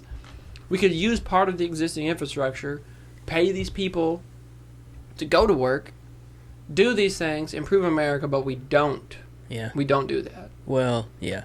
We do it on small scale. I mean, it's $2 trillion we're giving to people to sit at their homes. It's fine. Yeah. That's enough. Well, that's fine. That's enough, right? Half a trillion. Well, $350 billion we're giving to people to sit at home. Okay, fair enough. Yeah. The rest of that goes to corporate buyouts. Yeah. It goes to small business loans. It goes to fund things like global aviation. Yeah. I mean, yeah. So, you know, it's not $2 trillion going to us. It's not our money that's going to us. No. It's our money that's going to them. And kind of coming to us a little bit. Trickling. And, again, I would be surprised if come our tax time we don't have a big old fuck you in our taxes. We will. Yeah. We will. It's got to be made up somewhere. You got to pay us back for this money that we already took and stole from you. I mean, they've already stole all Social Security. Social Security's empty. You can. I mean, we already know anything that you get from the government is essentially a loan. Oh yeah. I mean, you don't get anything. They from the don't government. give you anything. I mean, yeah. I mean, that's just. Yeah. We've known that since the beginning. Mm-hmm. About that Sweetwater beer, yeah, baby. Right. This is good shit. We need to do a brewery tour sometime around here. We need to take the podcast to a brewery. Yeah. Do the brewery tour, or have you had any people from any of the local breweries come on? Not yet. Mm-mm. That's an idea. Yeah. There's a lot of them around here now. There is. There's several. Yep. And the distillery, you got Rocktown too. Yeah. Yeah. I've been meaning to get in touch with them, just to see if they want to talk about some shit, but that'd be cool. They're doing the good shit now too. They're I'm gonna totally just fucking butcher the process here, but they have somehow they end up with like alcohol from their, not like drinkable alcohol, but like alcohol that they just normally don't use for anything, that they're turning into hand sanitizer now at Yeah, Rocktown. I saw that. Yeah, you can go get a bucket filled up or some shit like that. Yeah. Yeah. Free hand sanitizer. Yeah, which is fantastic. I think it's probably not food grade alcohol. Yeah. You know what I mean? Like, yeah, I mean it's not usable for them. There's a certain purity level that you have to have with drinkable alcohol. I mean, anything you ingest. Also, sanitizer's got to be at least 60%. So it's got to be 120 proof alcohol. So that's not some shit they normally sell. They're not selling stuff that strong usually at Rocktown. Even though they call their White Lightning Moonshine or whatever, it's still only like 100 proof. I don't think their shit is any more than that. I don't know. I'd be lying if I tried to say. I don't even remember the whole situation of why they have so much excess or what the whole deal is, but I know they were giving out the hand sanitizer that Which they is were awesome. making. Yeah, that's cool. So that's the good part about that whole really thing. It's really good, yeah. But yeah, something like that would be cool, especially as many as there is now. David and I got out and rode bikes. Nice. Last week. I got sunburned as fuck. I see your arms are peeling. Yeah. I was sweating today. I didn't know if that was your psoriasis or if that was just your arms peeling from a sunburn. Yeah, that's the sunburn. The yard work made me sweat, and now it looks terrible. Nice. And after that, we went to Lost 40 to pick up some beer, and they were doing, their takeaway food or whatever. I don't know if you ever had their pot pie. No. Holy shit. Some of the best pot pie I've had. I like pot pie. That fucking Chiba Hut on Canis is open. Yeah? Is it good? Yeah.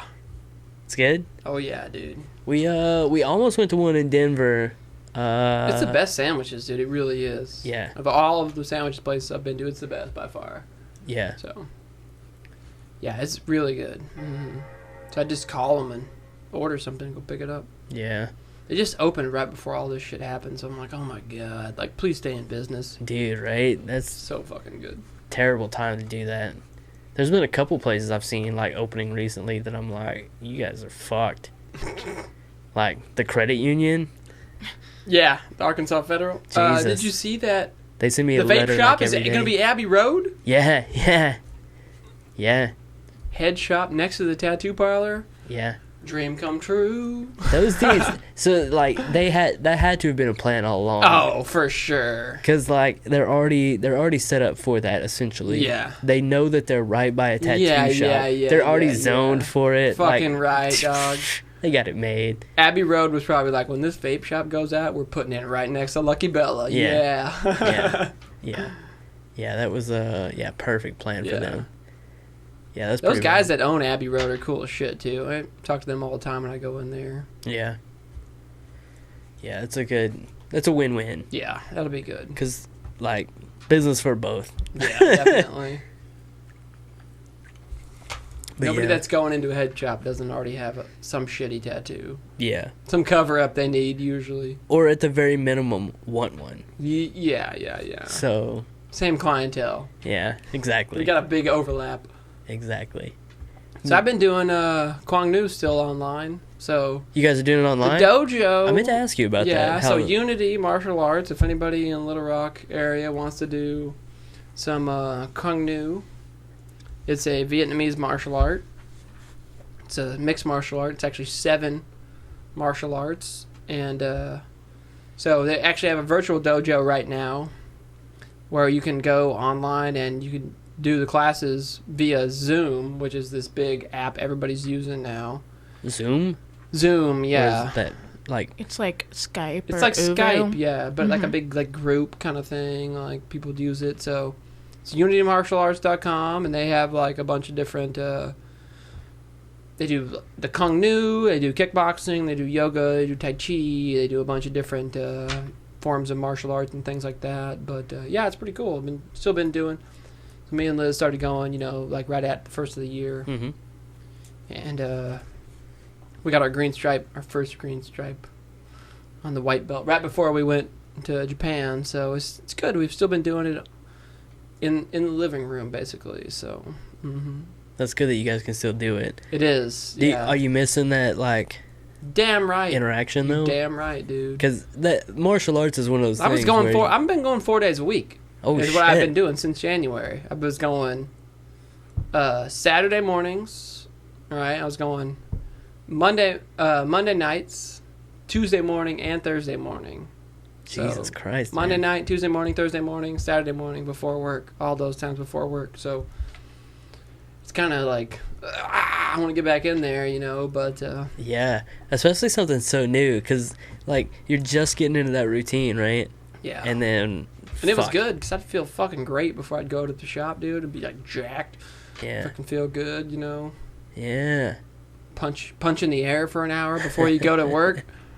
Feel good. Yeah, man. That sucks. Yeah, but it's cool. They have like, so with the virtual dojo, they've got the Unity dojo, and then they've got like 4 or 5 other dojos as well that are all kind of intertwining. So you can take virtual classes from pretty much all hours of the day that are live classes with a few senseis. And they'll break you up into smaller groups and stuff and work on your skill levels and things. So like there's a dojo in Paris, France that's on there, like Georgia, California, New Mexico. There's a few of them on there. So it's pretty cool. You can take, a whole menagerie of just Kung Nu classes or kickboxing, Tai Chi, yoga. It's pretty awesome. Yeah, that's cool that It's they're doing definitely that. been a time killer for the house because I've been doing a shit ton of push-ups. Sure. So, yeah, that our sensei Tanner issued us a challenge. So the symbol for the Kung Nu is a black and red yin yang, and so he's got these patches. It's a 4-part patch. So it's like a red circle and a red like check mark and a black circle and a black check mark that form the patch. There's 4 pieces. The tiger is, so to get the patch, to get all the pieces, to get the tiger, you have to do 100 push-ups nonstop. Okay. To get the monkey, you have to do 30 pull-ups nonstop. Ooh, shit. Yeah. To get the crane, you have to do 400 roundhouse kicks nonstop. So you have to stand up on one leg, roundhouse kick, 1, 2, 3, 4, 400, without putting your leg down. Jesus. Above your waist. And then the last one is snake, and you have to be able to do a left leg forward split, right leg forward split, and a side split. Yeah, so Liz has almost got all 3 of the splits down. Jesus. So I've been working on the push-ups. I've got to where I can do 40 push-ups nonstop. That right there's which a lot. is a lot. That's a lot. It doesn't seem like a lot until you count to 40 as fast as you can. That's a lot. Yeah, it's a lot. So I'm at 40 right now. So we'll see if I can get to 100 in the next, who fucking knows how long. Jesus Christ. Yeah, and the pull-ups is freaking hard, man. Never in my life. You do like 10. You do like 10, and the last 2 are, really trying. Like, in the best shape that I was ever in, like 2. And I'm like, Dude, that's enough. Luckily, I have the lightness factor going for me to where I'm 140 pounds wet. So, even when I was super, super, super light, I just didn't have it. It's hard.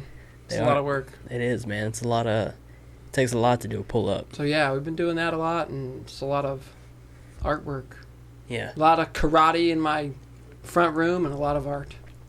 A lot of Japanese art, as your Instagram will show. Good stuff. Yeah. Good stuff. I enjoy it. Yeah, hopefully you can keep that up. Hopefully this shit. I've got some more stuff in the works right now. So some stone carvings and then some paintings and stuff I'm working on too. So yeah. See how it goes. Maybe somebody will buy something. If not, we'll have a badass show at the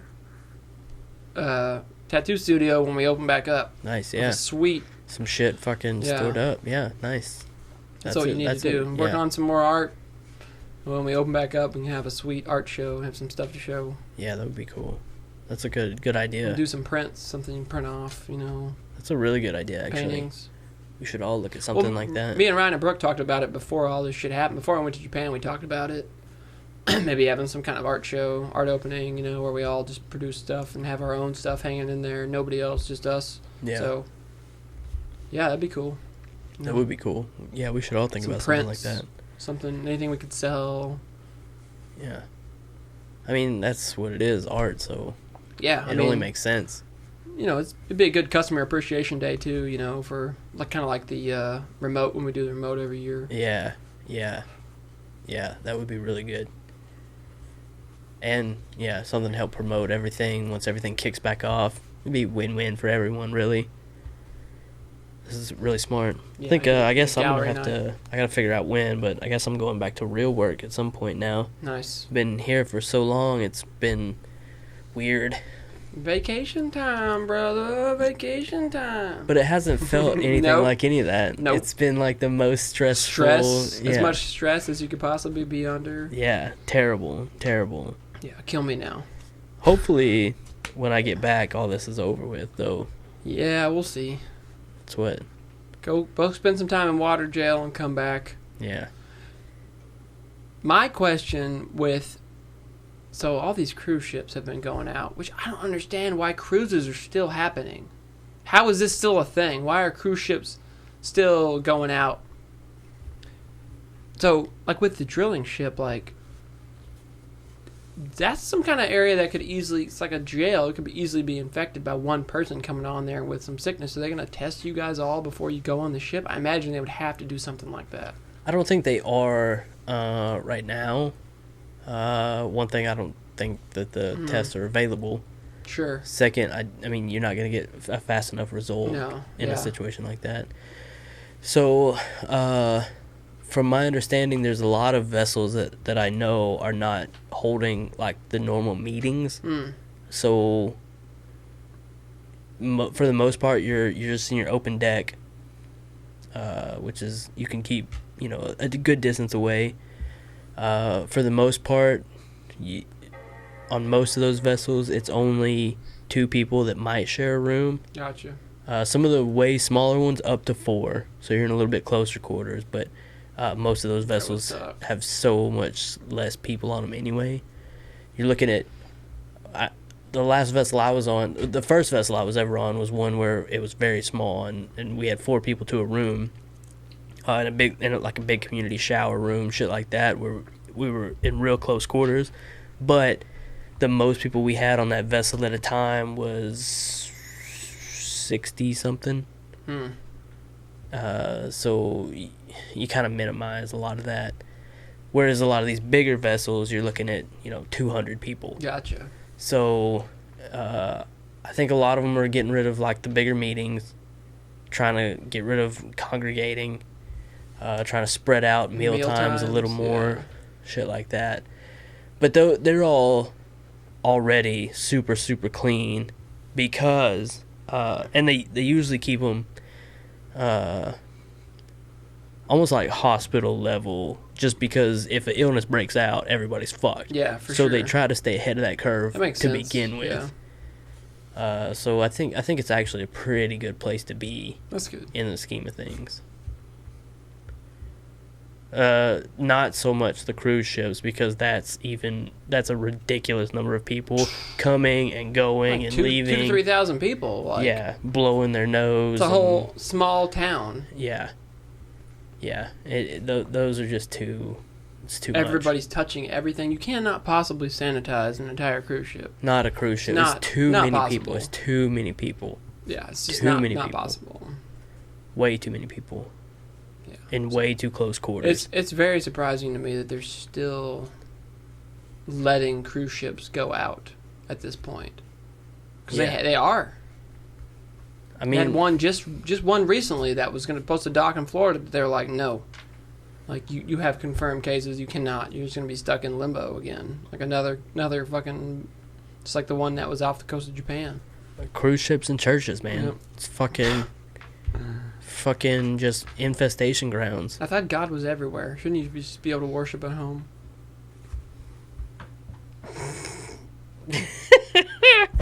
I mean, you would think. Your guess is as good as mine on that one. You would think. I would think he would swoop in and save us all at this point. Nah. He's a vengeful God. He wants us to burn. I mean, this ain't his first plague. Nah. I see my dog on there. Dog. My dogs. I don't know if... Oh, Dem Boys is both of them. Yeah, that one's just still rough, I think. Oh my God, that's the most amount of... My bad. That's going to take forever.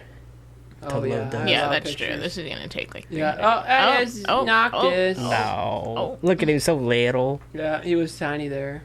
Just a little guy. He looks like a little black bear. 59 weeks ago. Yep. Yeah, we've had him for over a year now, so... Just over a year. Yep. Zoro's 3. I don't even know how old my dogs are. Buster's 6. Red is probably 2, and Randy's probably 2 as well. Yeah. Yeah. I know those two are close in age. That seems about right. Sounds about right. Mm-hmm. Well, shit, man. I guess we have no idea when we're going back to work. Who knows? Or when shit's gonna be cool again. But maybe we'll come up on the upside of it. Maybe you'll play some poker. Yeah, we need to do that for sure. Where in the meantime, where 10 can or people less. find 10 or less. what the fuck you're peddling? Where can the people find your art? You gonna sell your carvings? Yeah, any of my artwork's for sale. You know, tattoos. Any of my sculpture stuff's for sale. I'm working on some stone carvings right now. At Howard Tattoos is my Instagram. The.artist.howard.neal is my Facebook. You just search Howard Neal. There's not a lot of us out there to find.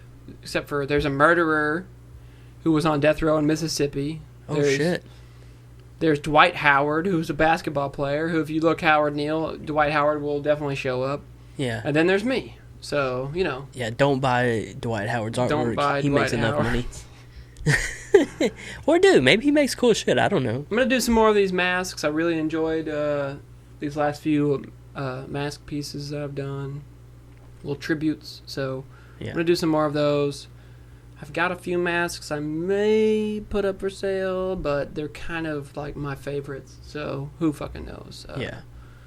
Maybe if I sell these ones. If not, if I don't sell them, I don't care because I like them. Word. So, make art that you like. Either way, yeah. And if anybody wants to commission me something, let me know what you want. I'll do something wicked for you. That's sweet and wicked. No doubt. Mixed together. And you can get gift certificates from the studio now. I think they're giving $50 for every $200. Tattoos. Yeah, they're doing $250 for $200 right now, which is a pretty fucking good deal. Yeah, it's a really good deal. Yeah, you know, most tattoos I do are $500 to $800, so save a few hundred. Yeah. When you do that, so it's definitely worth taking a look at if you're a nurse or a doctor who's still working. Yeah, somebody who's still making money, especially that wants to get tattooed. So yeah, for sure. Check us out. But yeah, hopefully it'll come up soon, and hopefully shit's not too crazy at the end of this, and we can go on living a normal life. I don't give a rat's ass. If not, we'll still drink beer and I got two more. Shoot Let's at go stuff. for it. Yeah, I gotta piss so bad. But we'll catch you next time. Adios. And Same Old Devils Podcast.